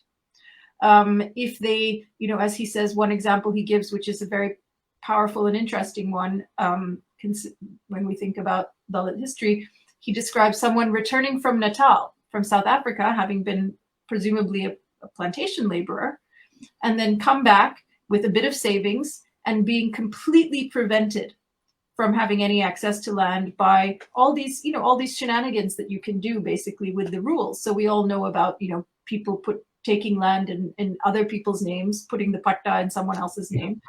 But one of the things they would do is there were rules at the time about who would be first offered any land that was for sale in the village. Right. That's a sort of Persian term that was used in administration. So it's rules of preference for who gets to buy land in the village. And the first right of refusal went to Mirasidars. And you can imagine that there would always be one of them who'd be willing to take that land rather than let it go to one of the laborers. So for practical purposes, as Tremin here said, this is as he called it, this is slavery. And this was completely refuted. And honestly, as I say in the book, if I didn't have the missionary records to go by, I would have thought, oh, well, maybe this is just a weird anomaly. Maybe this guy was just exaggerating, or who knows? But, it's not corroborated that much anywhere else. Yeah. When you go to the mission archive, then you see, yes, this was happening everywhere. He's absolutely right. What he's describing is, ubiquitous across the villages of Tamil Nadu. Absolutely.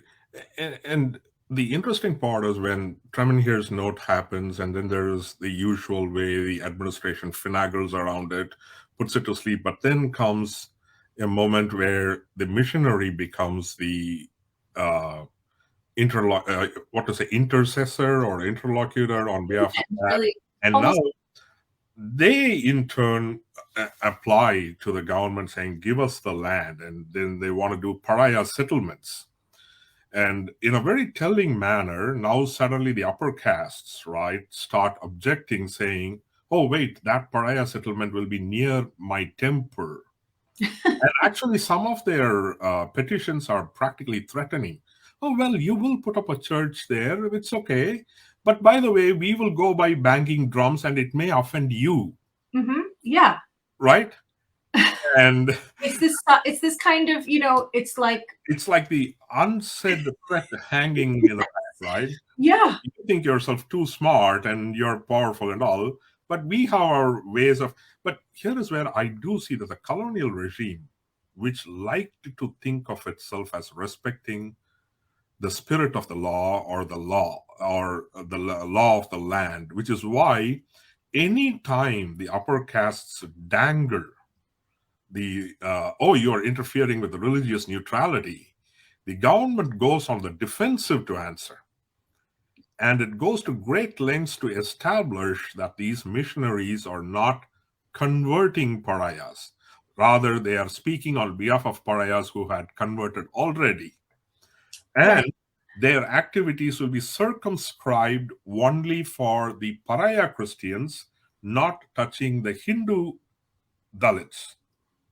Right. So there are different things, right? So sometimes, so basically what you're talking about is a period, starting around, say, like 1910, where for the first time, so we kind of missed this part, but once all these this massive influx of Pariah converts into the church, this became, it brought the Pariah problem, in a sense, to missionary consciousness. And what did they do with it? These were missionaries who happened to have very good relations with the state and were also kind of local notables, like and Adam Andrew was on the Taluk board of Chengalpattu, and they had prominent public. He was in fact called Pariah Andrew. Yes, and he was denounced as that by by his detractors. Yeah, and so once these sorry, I just got totally. And the missionaries who intercede on behalf of the pariah land requests, right? They in turn want the lands to be assigned to the missions. And before anyone starts having fancy notions of Indian church accumulating thousands of acres, that's not true. The maximum was 2,000 acres or so is what you put across Tamil Nadu. So it's not really that much. And they in turn parcel out the lands to Dalits, where they still don't expect the Dalits to become full land owners, which is part of the thing. Essentially, still, even in the missionary perspective, Dalits are not seen as fit enough to be land owners. No. And so this is part of the thing that I feel that it's important to bring out. However much good the missionaries did, they had their limits in their vision. And one of them was imagining that, even William Gowdy, I can't tell you what a compassionate person he was, but even he says, that these people are only fit for being servants. Yeah. He says it, He's the guy who goes and analyzes the shit. Yes, he's so dedicated to this mission and to specifically Pariah conversion. He's you couldn't have someone who gave of themselves more selflessly, and even this person really didn't think that it was possible for a Pariah convert to become an independent landholder. He felt that was a foolish idea to try to push, and so as I say, and maybe it seems harsh, but it's not. It's a totally different regime, but they're still subordinated and still expected to comply with certain kinds of rules in order to keep their land. Absolutely. And one thing that I find, and we have discussed this before too, right? You try to strike a balance between the notion that the missionaries were filled with kindness versus when you want to balance that notion, you bring to light how even in their view, Dalits were not qualified to be completely independent agents. And they drew lines as to how far they would accommodate Dalit liberty or spirit for egalitarianism. So the missionaries had limits on their relationship with Dalits. So you want to balance out the notion that missionaries were angels. I'm putting it rather crudely here. No. On the other hand, you also ensure that you don't go too far. And I see this tension sort of in a couple of the chapters where you don't want the reader to go away thinking that the missionaries were no better than the Mirasdars either. No, definitely not. Definitely not, right? So they were, but the important thing is they were also caught, this is also something that I try to say. Yes, they were moved, but let's also understand sort of the timing of how this happened. When did they start getting involved in mass conversions? So obviously it's not that Dalits were not suffering before 1890, right? Why at this moment? And I think you have to, as a historian, you have to look and ask these questions. And there was an answer that I found, which was that the mission societies that were funding missionaries to come to India were suffering because Indians were not converting. Yeah. And, they depended on the congregations at home, and the congregations at home obviously found it much more appealing to fund the things that were working, right? You wouldn't throw your money into a losing project. And, Hinduism, the Hindus were notoriously impervious to the Christian message. So they simply Yeah, go ahead. Yeah. So, and about the lands or the perception of Dalits not being able to hold their, because everyone thought, oh, well, they'll barter it away, they'll drink it away, they will throw it away, right? Whereas, like when they were given lands, and Atkinson, colonial administrator, makes a note of the 669 plots that were given to Dalits, right? Only 70 were sold or remortgaged. That's almost just 10% perhaps. Right. Which is way less than what you would be led to believe, right? Which is way less than what we would. And your book also specifically talks about Panchamas from the Tanjore area who go to great lengths to acquire land even against their economic interest. In other words, let me be very clear on this. People will make bad economic choices against their economic interest, right? Like, for example, paying for something profligate, that's different. But here they're doing something against their economic interest to serve their human dignity. Yes. So the fact that some of them might have gone against their economic interest is not an argument to be seen in the usual conservative economist sense, where people often talk about, oh, somebody's acting against his economic interest, that's bad. But here it serves a higher purpose of personal individual dignity. And it also, I think, demonstrates the brutality of the regime. If people are so desperate to get out, it's probably for a good reason, right? That's what we can. So just to, in case the audience doesn't know what we're talking about, so in Thanjavur, which is, notorious for its, for the strictness of its caste practices,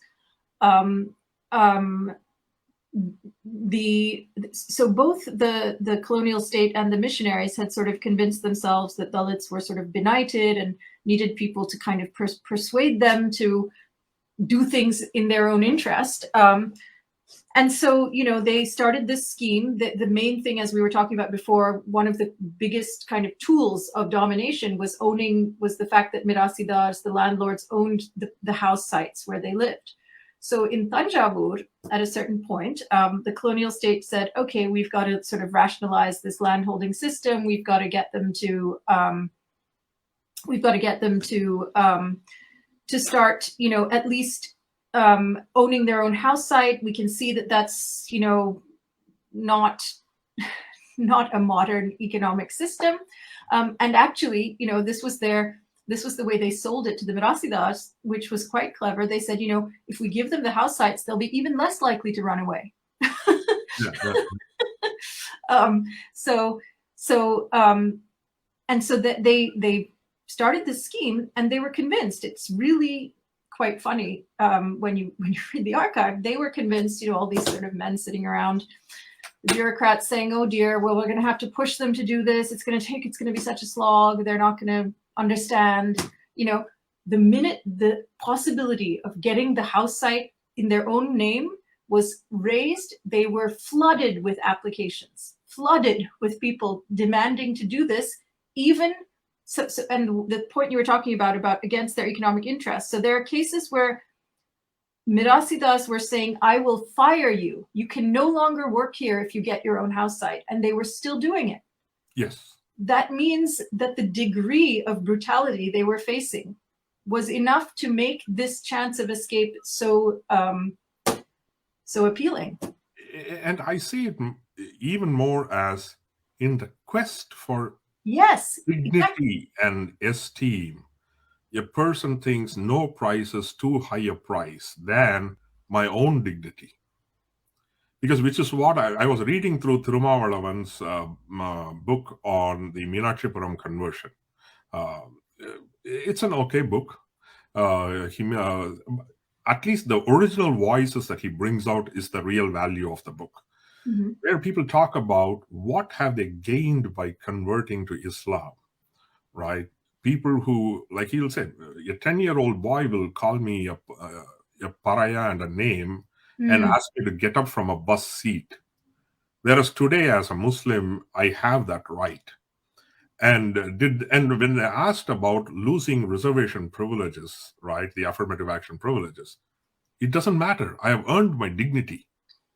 So they were ready to give up some of and this is the fact, right? When people speak about conversions as, oh, well, they sold themselves out, they got this, people lose governmental privileges. Yes, and they do it anyway. What and does they that do it tell us, anyway.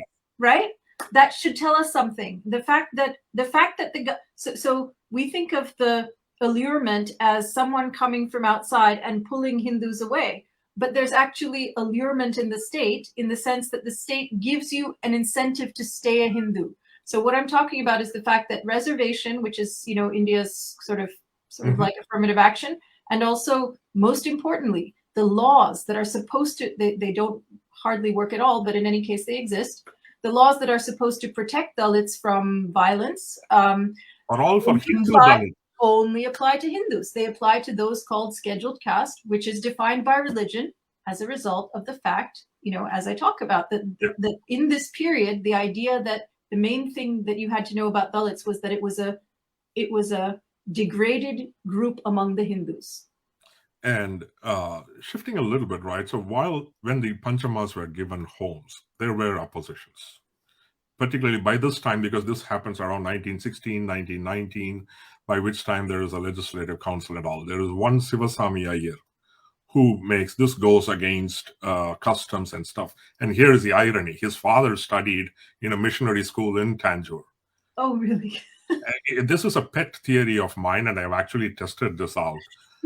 Anyone aged over 40 or 50 in the Hindutva circle and all, most often they would have gone through some Christian school.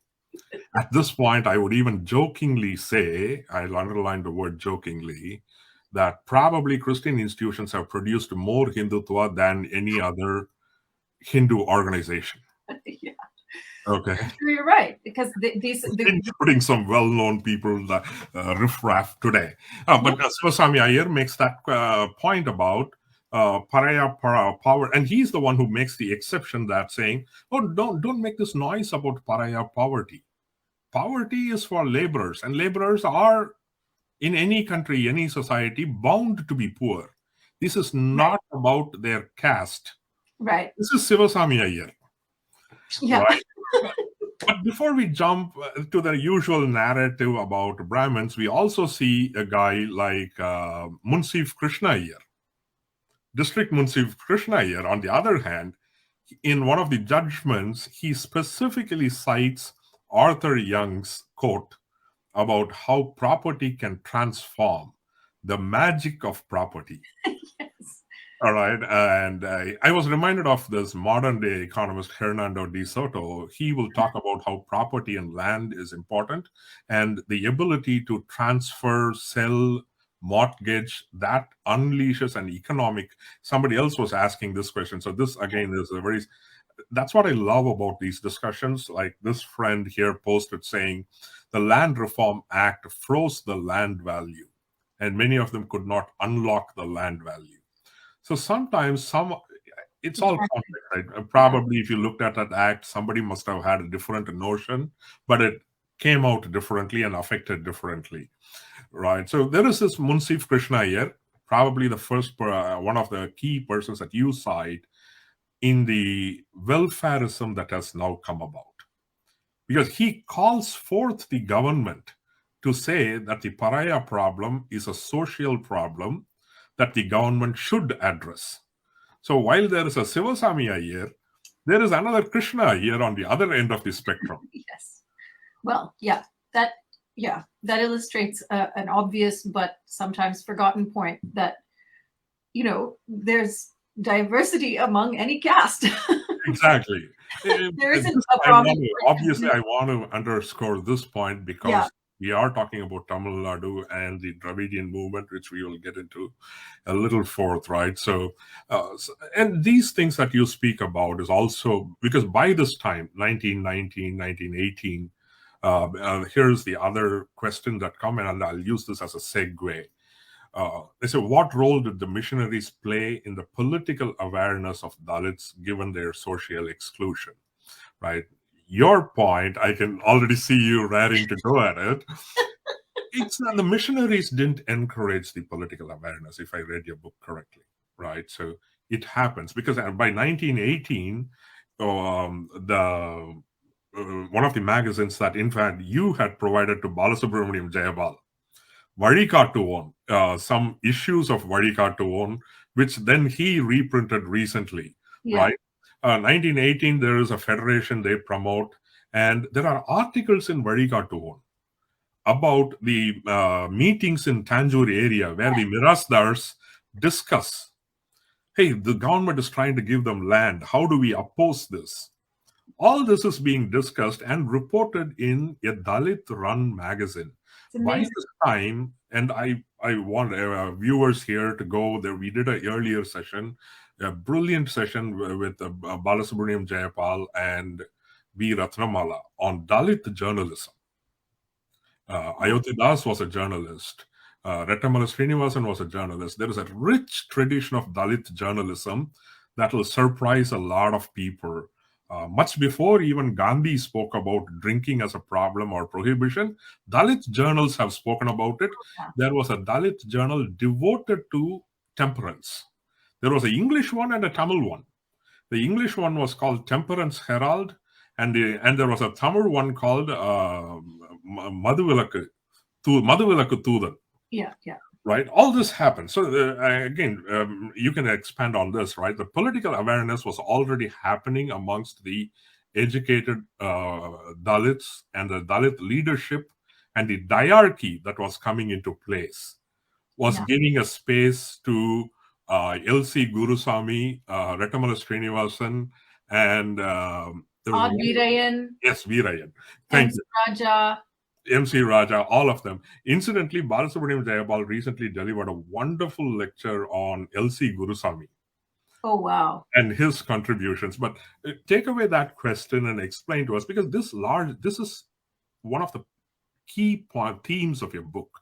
Yeah. That Dalits were not a voiceless, mindless minority. Yes. Right? There is the nameless and faceless people who still stand up for their rights, their dignity, the farmers in Tanjore asking for lands. And in fact, many of them give witnesses to the government about when the Mirasdars pretend that they are treating them with paternalistic care.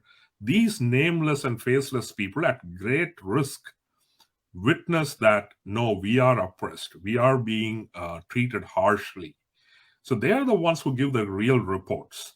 Then comes the Dalit leadership and their function in the assembly. Would you like to expand on this one? And I don't think the missionaries really encouraged. They did play some part, as you say, in the early on, right? But later on, the Dalits took the torch themselves. Yeah, I mean, of course, they were enabled by education, often in missionary institutions.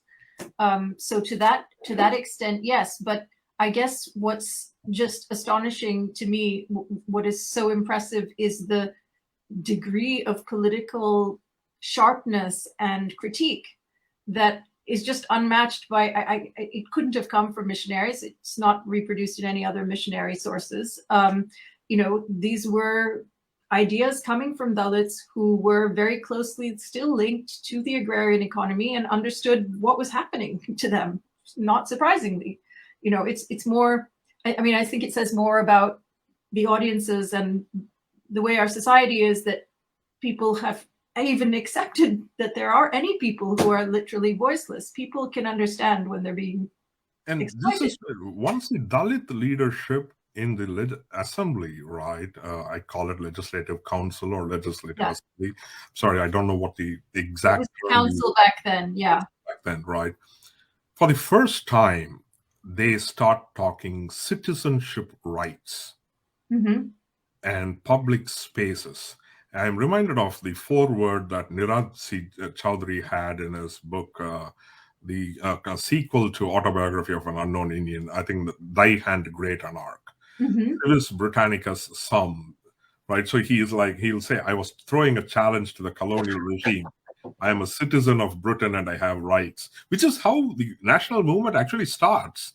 saying, why do you discriminate against us? We are citizens of the empire, right?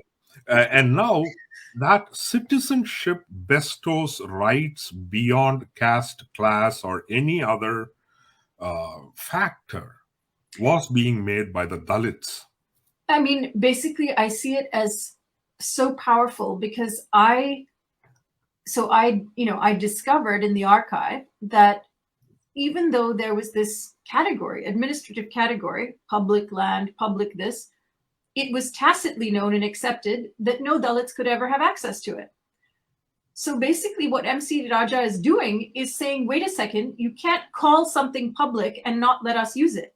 We are also citizens, and he even says we are also taxpayers. Some of them are at this point. But yes, exactly. So he kind of calls out the implicit exclusion that the term public was making before. And he's saying, no, if you're going to have public paths, if you're going to have public roads, if these are going to be made with taxpayer money, we can use them too. And it was a violent battle for virtually every single thing, right? So we know the thing you I think you mentioned but Meenakshipuram. How did it start? It started because they wouldn't allow people to sit on a bus. They wouldn't allow Dalits to sit on a bus. Amongst many other things, yeah. Amongst many other things. But I'm saying, that this was happening also in 1925, as it, like this.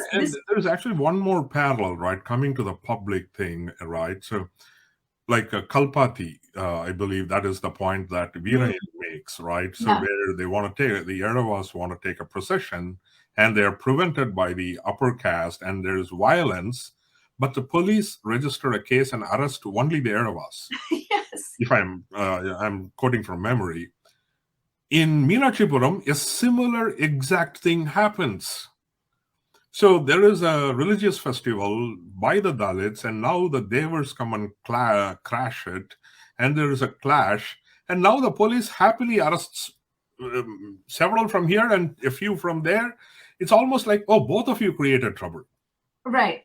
Which the implicit thing is you're not really allowed in public, right? That's what the state is saying. So it's basically saying, no, you're not allowed. To say across 100 years, little changed.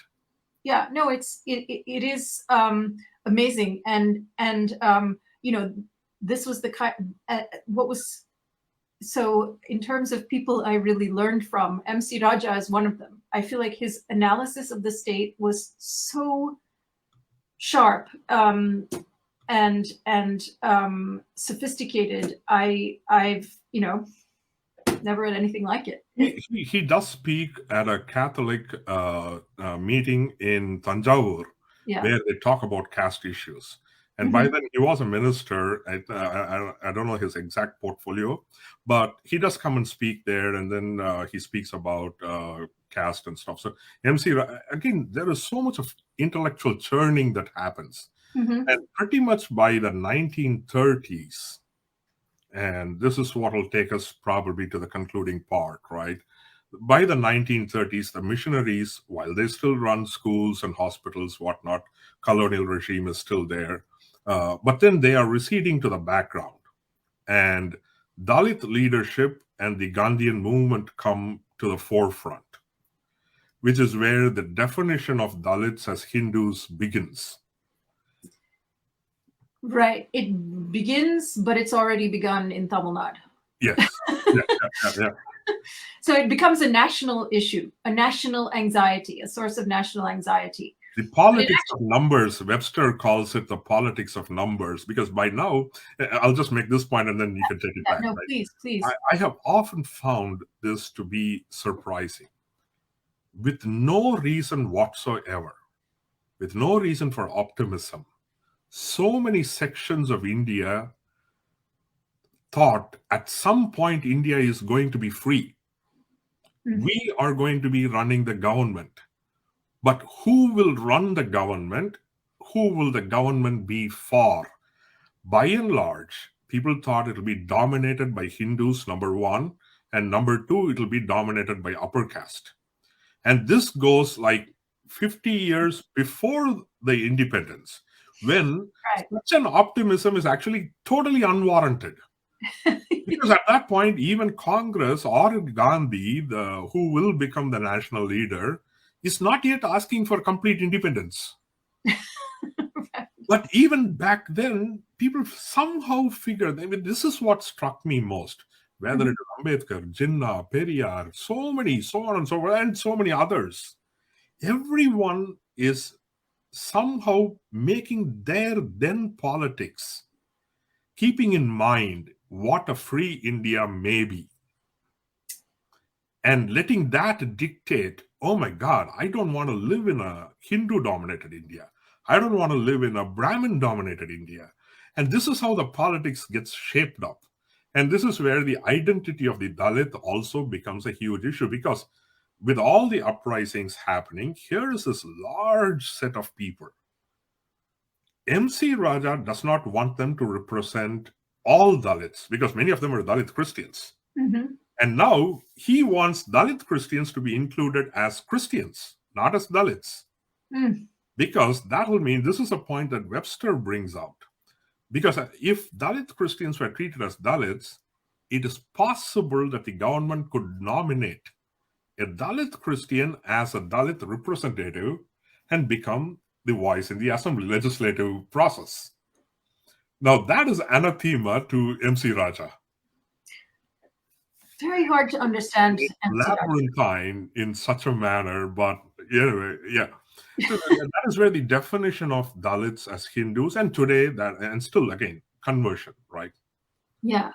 If we are assuming they're Hindus, if we are accepting that they're, and which is where you had a few points to talk about the identity. Yeah. So, ultimately, who has the authority to determine whether people are of the same religion or not? It's the state. And so, as there came to be these rumblings, as you're saying, about sort of independence or, political devolution, there was going to be some role for Indians in politics. That was known. And, this was very exciting for lots of people. So what should, how should Dalits respond to this? One of the things to remember is that in the colonial period, one of the things that we should think about when we read what they said and how bold and interesting they were is to recognize that they were selected, right? They were chosen. They didn't have to appeal to voters when they were in the council. So I think this is a really critical point. But yes, the point that you're making is that suddenly, once you have the possibility of elections, numbers matter in a new way. And this is indeed why, if you think about what groups have risen up in any way in India, in Indian society, it's the most numerous often. Yeah. In different states, right? That's who the political machine backs, because that will bring the winning election. So you have this sudden. As I often tell people, there's nothing more ironic than the idea of assuming that the default religion of Dalits is Hindu, and then they're getting converted to something else. Because there's no basis in any sort of in science, right? There's no basis in academic or in any kind of empirical information where you could say, yes, these people belong to the same religion. And in fact, it was denied before this explicitly. It's only when it became a matter of having a majority political constituency, right? That suddenly we were told, oh, no, Dalits have been Hindus. They've always been Hindus. We're all part of the same thing. So. Absolutely. And so here's an interesting question that came up, and we'll spend some time on this and then take to the next one. The caste state nexus, right? So yes, and to answer to you, Geeta, right, we have jumped a few topics here. I was trying to give a flavor, and because we spent a little too much time on some topics, Yeah. something does get obscured. So if you want to give a brief response to the caste and state nexus, and somebody else also raised this point earlier, saying that because the British colonial government needed money, Yeah. tax revenue, and they wanted have these mirasdars as the channels, because they didn't want, like we say in modern day management parlance, right? I want one collar to catch if the project didn't finish. So like that, they didn't want to have tax revenue being dependent on n number of actors. It is easy to have, I need revenue from 10 people and you 10 manage 10,000 acres or something like that. So the caste to state nexus, if you could dilate on that, then we'll come back to the modern era and round up a little bit. Yeah, it is a really important point, because it goes back to some of the things that I already said. But basically, when you look at the way the state operates in terms of its policies regarding landholding, and you look at where, so it's a common technique for historians to look at sort of conflicts and see what they show. And what you find is that systematically the colonial state is making decisions that seem to go against its own official policies, but are in the interests of landlords. And every time there is any kind of conflict, so my book traces a lot of different minor conflicts in different villages. And in every case, you see that so even in the cases where they do grant land to Dalits or whatever, there's a very careful protection of rights that are technically not supposed to exist in colonial rule, right? So it's supposed to be the case that Mirasi, that public lands are owned by the government. But in practice, they would always let Mirasidas make claims to them because they didn't want to deal with the repercussions of court or whatever could happen. So to make things, as you said, you need the one collar. It was a question of efficiency. It was a question of economy in the sense of both fiscal and efficient, right? You had to keep it economic. And this is exactly why it was necessary. And it's also something that shouldn't, it shouldn't even come as a surprise, because we can see similar processes with states all over the world. States have relationships with different kinds of economic elites. And also, right, the perception of Dalits, right? So naturally, and this I will also answer in a slightly different manner, right? I often say that the apogee of the Brahminical hegemony was during the colonial power. This is a point that many researchers have made about how the colonial government inadvertently or whatever, right? For instance, when they want to frame laws, they go to Brahmins, because Brahmins were reputed to be the elite of creme de la creme of the Hindu society. And right. Therefore, the Brahmins are repeatedly approached by the colonial regime to know, how do I govern your society? Yeah. Which is how Bhagavad Gita becomes such a big central piece of the colonial regime, and the Shastras become such a central piece. In other words, probably the Brahmins have never had it so good in any regime as they did during the colonial regime, which tightens the caste-state nexus, to which that the Brahmin-Kshatriya nexus didn't even exist to that level. I mean, I think that my understanding of so I would say that it's absolutely right. You're absolutely right that there was a totally new relationship between, so first of all, what happened in the colonial period to Brahmins specifically is that many of them diversified, right? Many of them started investing, they were among the first to invest precisely in missionary education, and then use the advantages of this training to become officers of the state. So this was where their kind of incredible visibility comes from, right? In the Madras context, is that they were excessively disproportionately represented in the state. Yeah. And in the capital, therefore. And so, in a sense, though, it's a very interesting thing, because it's it demonstrates their kind of exit from landholding as a prominent form of, The escape velocity is just stunning. It's stunning. And then you see, you Brahmins are obviously not suffering in Tamil Nadu today, and they're not in the government so much, but they have, I don't know if you've read Chris Fuller's yes. book. Yeah. But his work on Tamil Brahmins, it's very interesting. They've diversified, and they've gotten out, they've found new niches to dominate in.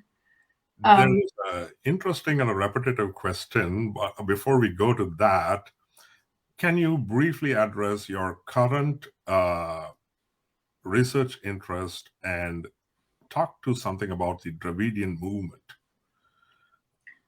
in Tamil Nadu? Okay. Well, first of all, I should say that I take research very seriously. I haven't finished the research for this book. So these are all opinions in progress.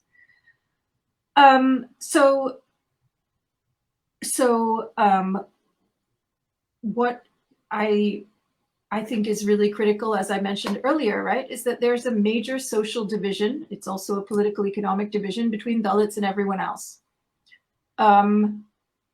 If you take the side of the most oppressed, then you say that a progressive politics needs to address that cleavage in some way. Mm-hmm. Right now, the first kind of emergence of Dravidianism is in the 1920s with or the teens rather, with the Justice Party, and it's interesting because I think a lot of people don't know this, although it's very widely available. If you look at this statement, which the Justice Party first releases, called the Non-Brahman Manifesto, right? What is their claim? Are they saying we are oppressed, and therefore we should, be given rights because we're not Brahmins and we're being oppressed by Brahmins? Actually, it doesn't say that. It says we are the dominant people and the Brahmins are acting like they're the only dominant ones. We want our rightful place back. We are already the leaders of society. That's a very different claim than we are all victims of oppression. Absolutely. So it frames their policy responses, and it is beyond the purview of this discussion, but this is precisely where another discussion with a friend pointed out. He said, Aravindan, why do you think Periyar always spoke of Ambedkar more than, or possibly Periyar, I don't even know how many times Periyar has spoken about the local leadership, MC Raja, Rettamala Srinivasan, and others, whereas he speaks of Ambedkar more, because the local leaders were at loggerheads with the Dravidian movement. They do collaborate sometimes, and then they're also at loggerheads. Then comes the watershed Binni Mill strike, which tears asunder the ties of the Dalits with the justice movement. And let me also add again, this is going to be beyond the purview of the program or the topic, so we will not spend too much time. And the way I see the trajectory, because 1920 or 21 Binni Mill strike happens. It's a huge watershed moment. And then the riots, Puliyandopu riots happen. And then the Dalits part ways with the Justicites. Precisely at that moment, the Gandhian movement takes root in Tamil Nadu, which is a more broad-based. We can criticize the Gandhian movement, and fairly enough so, but that is when the Dalits start migrating a little bit more towards the Gandhian movement. And there also someone like Sahajanandar collaborates, competes, criticizes. So it's never a uniform relationship. It cannot be. Exactly. It cannot be. Even MC Raja's relationship with Ambedkar is a rocky one. Yeah. Right? Yeah. And I look at all of this as disagreement and a mutual conflict is also a sign of intellectual activity. Yes. That everyone just didn't fall in line is actually a sign of mature intellectual activity within the community. And this is often lost sight of. And particularly Raja and Ambedkar's conflicts are very interesting to study in the background of the Munjay Pact. Mm-hmm. Ambedkar's Munjay Pact, so on and so forth. But in the interest of time, and then maybe we could take some more questions.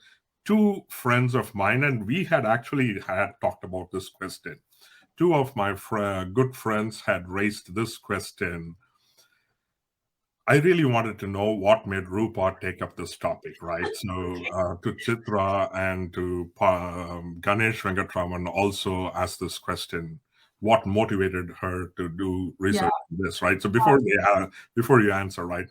So to both of you, Ganesh and Chitra, we had talked about this, right? So one of the criticisms today from the Dalit intellectual circles, Suraj Engade has been very specific about this.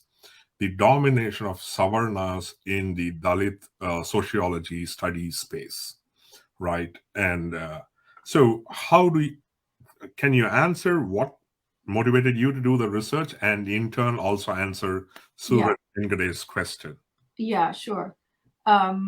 So in terms of what interested me, I guess, as I said, I don't think there's anything particularly unusual about my upbringing. I am a Brahmin. I grew up outside of India and had very little contact with, ideas of caste, except definitely as a kind of, there was a background noise, you could say, where, it was generally accepted that it was not such a bad thing, but it was not really, this is, of course, a sign of privilege. It was not really something we had to think about, and we were outside of India. Then when I started university at Columbia, New York. And as I learned more about India, my curiosity and also sense of just disgust, or sort of this, so one thing, if you're lucky enough to be well educated, it should hopefully instill in you a feeling that you shouldn't be deceived, right? That you shouldn't be lied to in some way. And it was really the topic of, I started getting interested in this issue of rice Christians because I had studied religion, and the whole way that people thought it was okay to talk about the motives of the poor. It seemed so wrong. And I started looking at these things, reading more around it. And just as I said, it was really just the degree of falsehood and bad faith that I kept finding over and over again. I didn't know what would come out of this research, right? But I got more and more invested in it because it seemed like there was a huge cover-up, basically. So there it is. Of course, that, in terms of who else influenced me, I obviously learned so much from all the Dalit intellectuals that I have met in Tamil Nadu over the last, 20 years now. Dayanandan, Paul Dayanandan, who you mentioned, who's a professor at MCC, P. Sivakami, Ravi Kumar, and then, of course, a whole host, a younger generation of historians now who are doing probably the most exciting, I feel like if there's one hope on the horizon, it's the fact that there is this incredible Dalit writing and intellectual ferment happening in Tamil Nadu today. I'll just add to that point, right? So Stalin Rajangam, Balasubramaniam Jayapal, Ko Raghupati. Yes. Some of them, I have my own disagreements with some of their writing, but then the scholarship is stellar. Yeah, absolutely. Scholarship that's coming out. And I'm sorry if I have missed out a few other names. These are the names that came. This is why I was hesitant to name anyone, because there are so many people to name. Like, but Raghupati's book on Dalitum Tannirum will show up to the 80s how Dalits or Dalit areas did not get public wells. It is the exclusion is stunningly systemic. Yeah. Can I just recently, and I'm sorry, yeah, like wonderful books on MC Raja's speeches and writings. edited by Gautama Sanna. And then there is another wonderful documentary, document-based book on Rettamala Srinivasan, also by Sanna. These are, the MC Raja book was by V. Alex, sorry. Yes. By Neelam Publication. And again, that's another thing, the emergence of Neelam Publications. And then there is Bodhi, that's run by Ravi Kumar. The intellectual ferment within the Dalit circles today is just stunning on a scale that's not yet fully appreciated by many. Yeah, and it's so exciting, and there's so many interesting, every time a new issue of one of these magazines comes out, every single article is, it's a really exciting moment in Tamil Nadu. My friend had this question because he comes from a physics background. Okay. So he asked, how come the shift from mathematics to social sciences? So, this is probably where my caste background is most relevant. Just like lots of people, or not even caste, also class, right? You came to Columbia, right? You came to Columbia University. I came to Columbia University, and I was very lucky. I'm an American citizen. So I could get access to certain kinds of fellowships, based on citizenship, but I got a scholarship to do math. And so then I was sort of stuck with it. But, it was really just a matter of what I ended up doing in high school and not really knowing what I wanted to do. And thank goodness I ended up at a university where, in the US, where I was forced to study a lot more than just math in order to get the degree. And then by the end, I was quite sure that I wouldn't be staying with math. And we are thankful for that. One more thing, sometimes these discussions are interesting. So I wanted to, it's kind of going back, my apologies, but Geeta, I didn't misunderstand your question. Yes, because I took the question and went with it in a different direction. So yes, Rupa's book is more about, when she talks about the caste state nexus, it's more about the non-Brahmin landholding caste. I wouldn't say it's more. I mean, it's about all landholders. They were Brahmins, they were non-Brahmins. And this is the other thing, about, the Justice Party or whatever. Like, yes, you can find, conflict between Brahmins and non-Brahmins, of course, in the archive. But when it came to issues about Dalit, there was this absolute agreement. How can you not reflect that in politics? Like, how is that something that you can ignore when you're trying to form a political movement? Like Rangacharya. Yeah. Rangacharya, who cites a breach of peace. And another one advising Dalits, go get yourself converted. Yeah. Yes, exactly. Right, no, but also, there's a part where I think actually this isn't even in the book, but there's a moment where when these schemes are being enacted, some of the house site schemes, one of the collectors says to the higher ups, a British collector says to one of the higher ups, his name was Vernon, if I remember, he says, be careful, because the non-Brahmins are starting to get you bring out this point. Yeah, they're the ones who are supporting us right now. We've got to get Congress away from this. So, don't upset the apple cart. We need these people.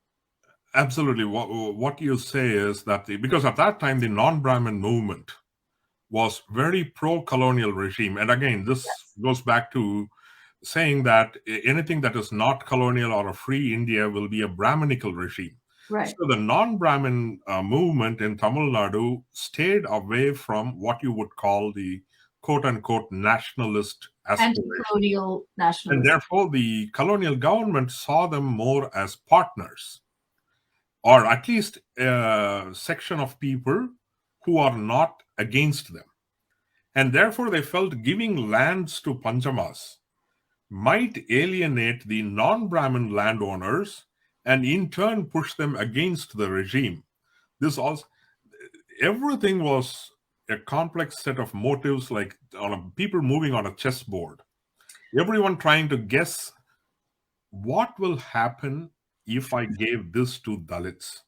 Yeah. Who is it going to antagonize? But the answer to that was always pretty much everyone who is not a Dalit gets antagonized.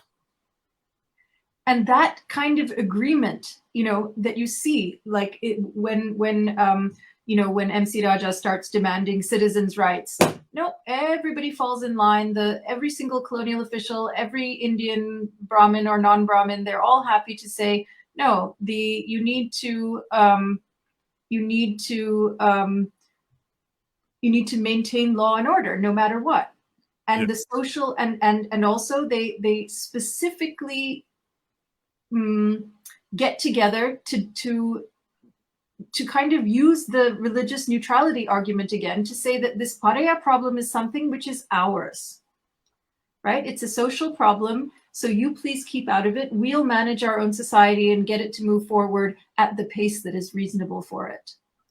Yeah, and again, the ratio of holding, right? So while the ratio of holding was there, I will make this point, right? So obviously she's trying to argue that the Brahmin officers supported the landowners, but the ratio of holding was more non-Brahmins held the lands. But let's also not forget that Brahmins held very consequential positions in the colonial administration. Yeah. So by now, who held the land was becoming a little less important, but who could make policy was becoming more important also. So this is a complex relationship that was going on at that time.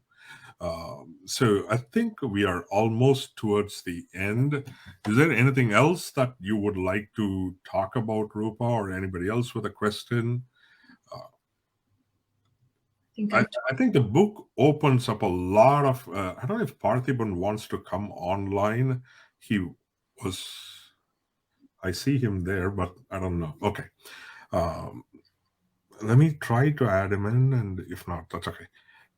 And this is an interesting question that came up. Can you list the top 3 authors or writers that you think everyone should know? Like, what are the books about land, caste, the church history? Wow. There's just so many. Maybe don't don't limit yourself to top 3. But one thing I'll tell everyone before you answer, Rupa, okay? Yeah. Yesterday I was going through Dalit Consciousness, another book, Samuel Jayakumar, I think. Oh yes, I know that book. Okay.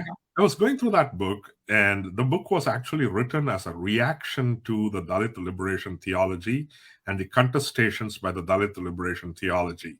Because now, this might surprise a lot of people. Within the Dalit liberation theology school, now there's a lot of questioning of the church and what the missionaries did or didn't do. So this question, everything that Rupa is trying to set the balance for is happening on a different plane within the church itself. Dalit liberation theology is now questioning, what did the church do for us, really? I mean, really, that's the way they're asking. And that book was written by Samuel Jayakumar precisely as a rebuttal to the Dalit liberation theologians, saying like, we may not have gotten everything right, but here is all that we did, the church did. And as I was reading that, I was wondering, because I looked at the publication date, it was 15 years before yours. And has Rupa referred to this book? And bingo, you had referred to it. And then I thought, you have not left any stone unturned. This is a book I am happy to tell the viewers, prodigious research has gone in, prodigious research. The amount of government archives, missionary archives, and you set the context for each of them. Probably the footnotes run to like 70, 80 pages. Some of them footnotes are not just footnotes. They are more like you expand a point. Because you couldn't say that in the flow of the page, right? So you bring it out as a footnote and you expand a little further on it. So that's the beauty of that book. This is a book to be really read and digested. And now if you want to cite some authors or something. I mean, on the issue of Dalits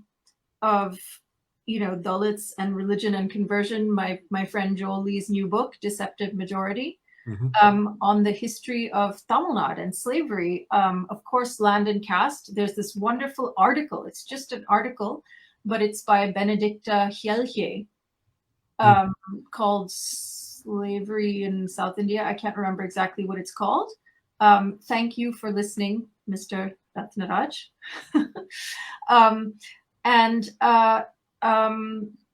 Oh gosh, there's so many. Haruka Yanagisawa's book, Land and Caste, is just fantastic.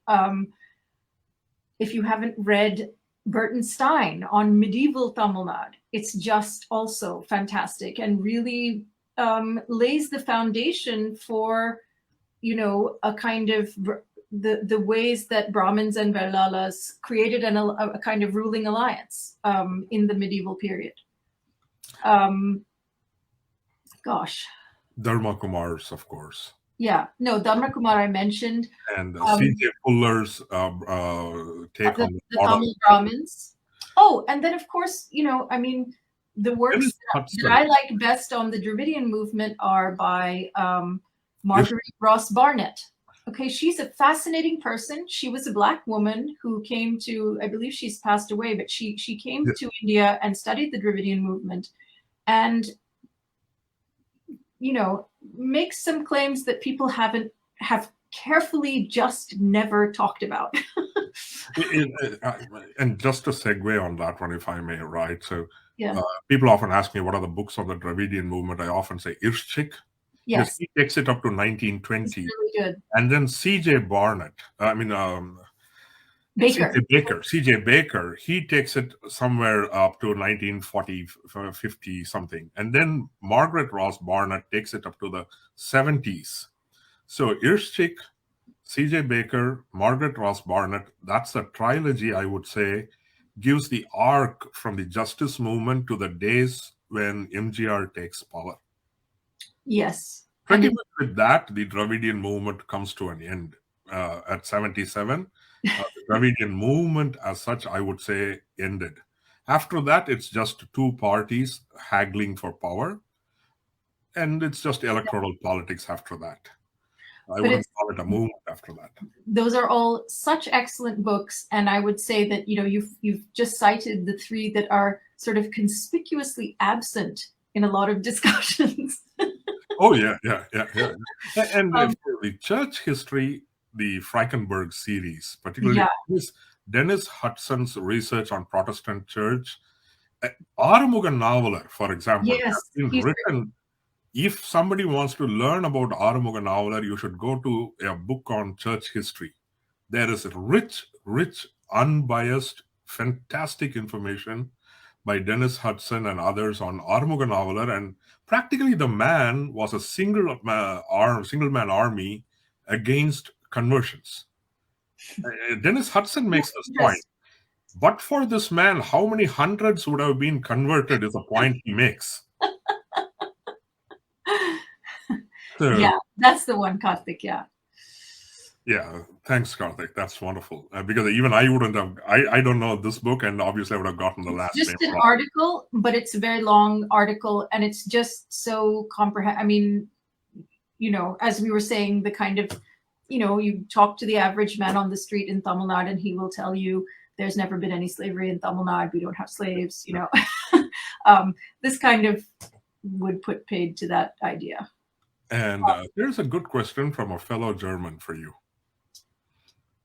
It says, are there any universities like Gottingen where such studies, apparently he's talking about Dalit studies or land and slavery studies? There are lots of really good, I think that, so another book that I should mention is a book which is very recent called, what's it called? But it's by Alpa Shah and Jens Lerche, and it's a collection of essays which is about the relationship of caste, class, and tribe in today's economy, in today's political economy, and how it's still, and this was a collective work. So there were a lot of different young researchers involved. If I can name one who I, Jayasilan Raj, who's written on Kerala, it's really excellent work. I guess I would say that there are universities, but if you're, it all depends on the kind of level of study you're at. So there are many places where, well, actually, I should say there aren't that many places that would be very happy with a project like I think in the US, because of the Black Studies program, a lot of Dalit studies are now sprouting, I would say. Probably more in the American universities than probably in the European universities. Yeah, I mean, but I guess I wouldn't see that as an unqualified good, because the way that these things work in universities, as you know, or you may not know, but you know, there's a real danger of ghettoization, right? So you don't want everyone who works on Dalits to only talk to other people who work on Dalits, and you know, you all kind of congratulate each other. You need to make it into the mainstream. Yes, absolutely. And I think we have had a wide-ranging discussion, and I cannot say enough, right? So I'll say this: sometimes people have asked me the question, why did I get interested in this topic, right? So it started with your book, actually. So by and large, yes, I have been more on the Gandhian side, studying more about Gandhi and the history and stuff like that. But 2015, when your book came out, for some reason or the other, I came across it at that time and have been reading it in parts always. And then along the line, then last year were two wonderful events, one with Stalin Rajangam, who's doing admirable work. Just amazing. And ruffling quite a lot of feathers. He probably ruffles quite a lot of feathers today. And it would be very hard to be in his position. I mean, I don't envy him, and I have such huge respect. And, you know, I have to say, so among the other, so you can meet so many people in Tamil Nadu who can direct you to these ways of looking at things. And Stalin is not only a wonderful scholar himself, but I had the opportunity to go with him to meet some of the older Dalit leaders, like X-Ray Manikyam, and then I got to know Yarimalai Ratnam, people whose lives are really amazing, you know, just astonishing. But can I just want to address, I'm really sorry, but I feel like that question, you know, about Dalit studies and are there too many Savarnas, you know, yes, there are too many Savarnas everywhere to a certain extent, right? Because they historically, we all know why.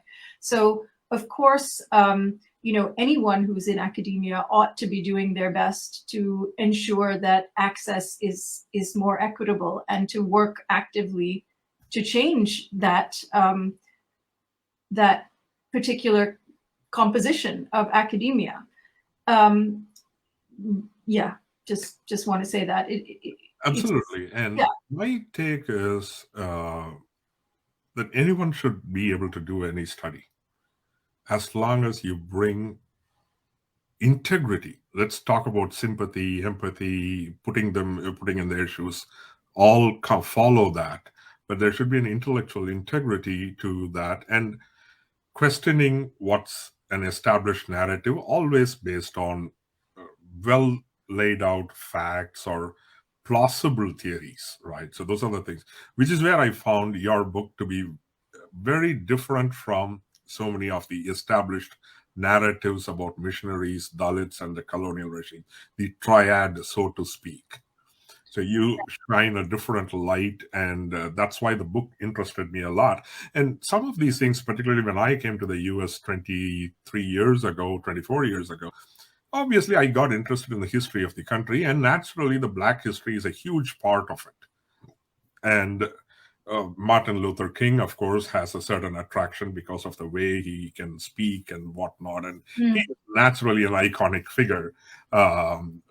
So let me also add, Parthiban, 1 minute, I'll just finish this point and then you can come on. Okay. No problem. Continue. Stay on. So the Dalit discussion, right? It is huge for me. Right. And obviously, because my primary interest used to be Gandhi, and colonial era, the freedom struggle, I cannot do that without an interest in the Dalit struggle. And some of what I learned last year stunned me beyond belief. Like Stalin Rajagam's book, right? One of his books makes this point about Ilaya Perumal. Ilaya Perumal is leading a protest saying, here are occupations that we will not do. In Tamil, it is called Iri Thoril Marupu Poratam. Right? Normally, I'm used to reading about a people saying, don't prohibit me from doing work, or don't prohibit me from this occupation. Whereas here, for the first time, probably, people are saying, don't make me do this. Right? So that inverts the whole thing on the head. Yeah. Such things I found very engaging and interesting. And then, in many sad ways, like yesterday, I finished reading Thirumavalavan's book on Meenakshi. Sometimes you just ask yourself, what has changed, if at all? Yeah. And that's a sad commentary. Yeah. Yeah, that's human perspective. It interests me, but without much ado, Parthiban, you want to go ahead and ask? Yeah. By the way, Rupa has read your book. Okay. Thank you for struggling through. I think I say good afternoon, Rupa. Thank you. Good afternoon to you. Yeah. Just I'm halfway through your book, actually. Okay. My only question is just the way the book was written is, it is like a generalized term. You not maybe, I don't know, understood the caste discrimination in Tamil Nadu, right from the days of colonial area. Your question being, Parthiban, or I may let Rupa answer, or I have a different take on it. But go ahead, Rupa. Okay, I will reframe it. Okay. See, as far as I read the book, the discussion, okay, it's a different thing.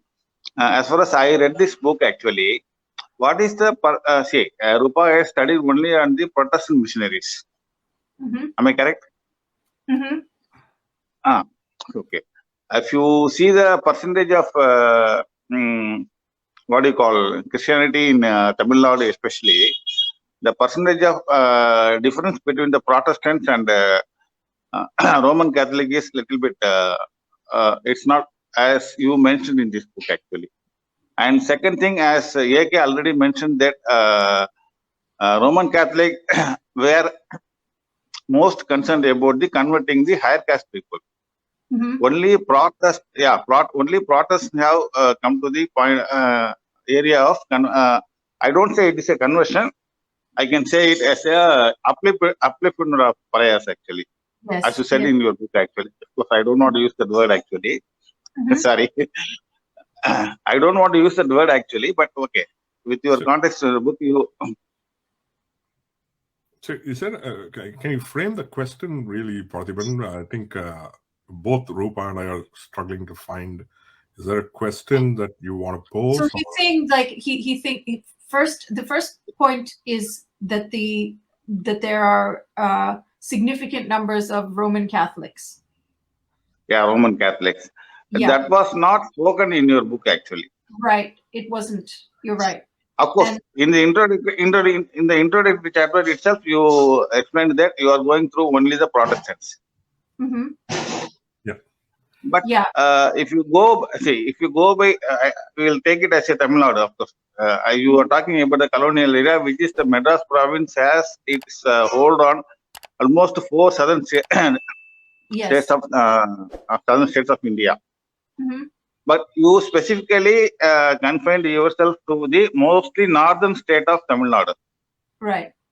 So the reason is because those. So as I was saying it a little bit to Aravindan before, it's only because those missionaries were the ones that were closely involved with the state and then helped to literally form these policies, which then went on to affect the whole, to affect everyone. In fact, they were, most of these, depressed classes policies were exactly used as models for other states. The Tamil Nadu government was the first, the Madras government was the first to have a Department of Labor, which was actually a department of depressed classes welfare. That's a different story, but yeah, so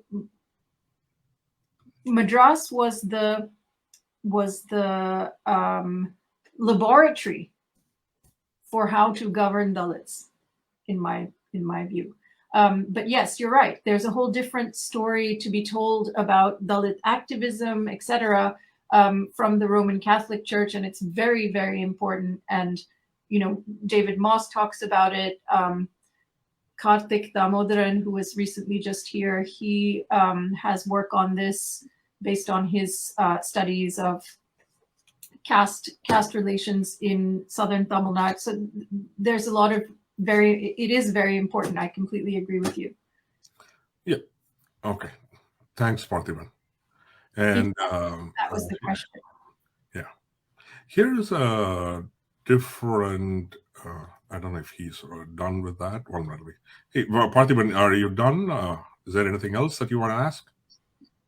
Yeah. The other thing is, actually, I have a slight feeling that what Rupa speaking about this Protestant missionaries, they are going behind the lands than they educating the people. Actually, that Protestant missionaries' main prime is, as Rupa written in his book, actually, it is to educate the people and spiritualize and introspect their belief on these things. Mm-hmm. But again and again, when I go through this book, till I read, actually, it was, even she mentioned that going behind the, what do you call this, Porambok or communal or public lands, no? Yeah. It was disputed on a religious line only. Yes. Yeah. So that what I'm saying is that the landed caste people recognized. Yeah. So the colonial state, by saying we won't interfere in religion, gave elite people some opportunity, right, to figure out how to protect their privileges. They could just say that they were religious, and in many ways, actually, this is something the modern state in India does too. We have these, you can't hurt religious sentiments. Whose sentiments are always getting hurt? It's always the powerful, right? Mm-hmm. So basically, what they're doing is threatening a law and order problem if people don't shut up. Okay. You are also written about this new liberalism happened in India, has made a change in colonial area in India. That is how Reverend Father Shara Caste, of course, he lost 2-3 cases, but in spite of all those things, he won the case in Jayangonda Solapuram. Yes. Am I correct, madam? Yes, absolutely. So he got this land, yeah. Yeah, he got this land actually. Yes. So Treman is actually, we are talking about lot of things about we talk a lot of things about this Treman is recommendations actually. Only after 6 years it was came into what do you call in existence in the colonial area. Yes. So based on the Treman Heer's recommendation only, all these changes has happened actually. Treman Heer presents the report in 1891, but then there are other forces that come into play, and around 1898, the land grants start happening. No. It's not directly a consequence of Treman Heer's report. No, okay. After 19, I think, as Rupa has written, it is in 1906, I think, Dr. Reverend Sharakas got this Jayangonda Solapuram verdict. Yes. As she also meant, only after 10 years report, after 6 years, it has come to in practical things. And of course, one Mr. Penny, the Reverend Penny has played a major role in this thing. Yes. Hey, Parthiban, we got another few questions to be asked. Yeah. Thank you. Yeah. It's okay. Thanks. I'll let that. Thanks. Hey, there was this interesting question, but I don't know if you want to take this on, but it's about Sri Lanka because I do see some reference in your book on this, which is why I thought I'll still pose it. But if you feel, hey, it's out of the purview, that I do feel it's out of my purview. Okay. All right. So let's just leave it at that. And absent any other questions, but it's been a great session, Rupa. Thank you so much for your, I'm so lucky to have a reader like you. Believe me, I don't get many such readers. So thank you so much for all these questions and for hopefully, we've communicated some of these ideas to people. So I invite anyone who's interested, read there. We just talked about all these books. There are just a huge number of things to read out there, and hopefully you too will be. It's an absolutely fantastic book that everyone should give a shot. Like I said, it helps you explain what's going on today, and it'll help you understand, particularly a very potent area that is so controversial today. And the only thing that I leave the viewers with is, when you speak of people who are oppressed, speak of it with compassion and try to learn first, try to have an understanding of their motivations before you lob phrases at them. That's the one thing that I would certainly say. And this is not just a humanitarian appeal, right? There is an intellectual reasoning behind it, which is what Rupa's book accomplishes. So thank you so much, Rupa. Thanks for a fantastic session. I know it must be late in Germany now. It's like been 3 hours now. No, it's... And thanks to all the viewers. It must be pretty late in Tamil Nadu today, at Chennai or wherever people are joining from. And thank you, everyone, for joining us. Yeah, thank you so much again, Aravindan, and thanks to all the audience and for all the wonderful questions. Thank you so much. Let me end the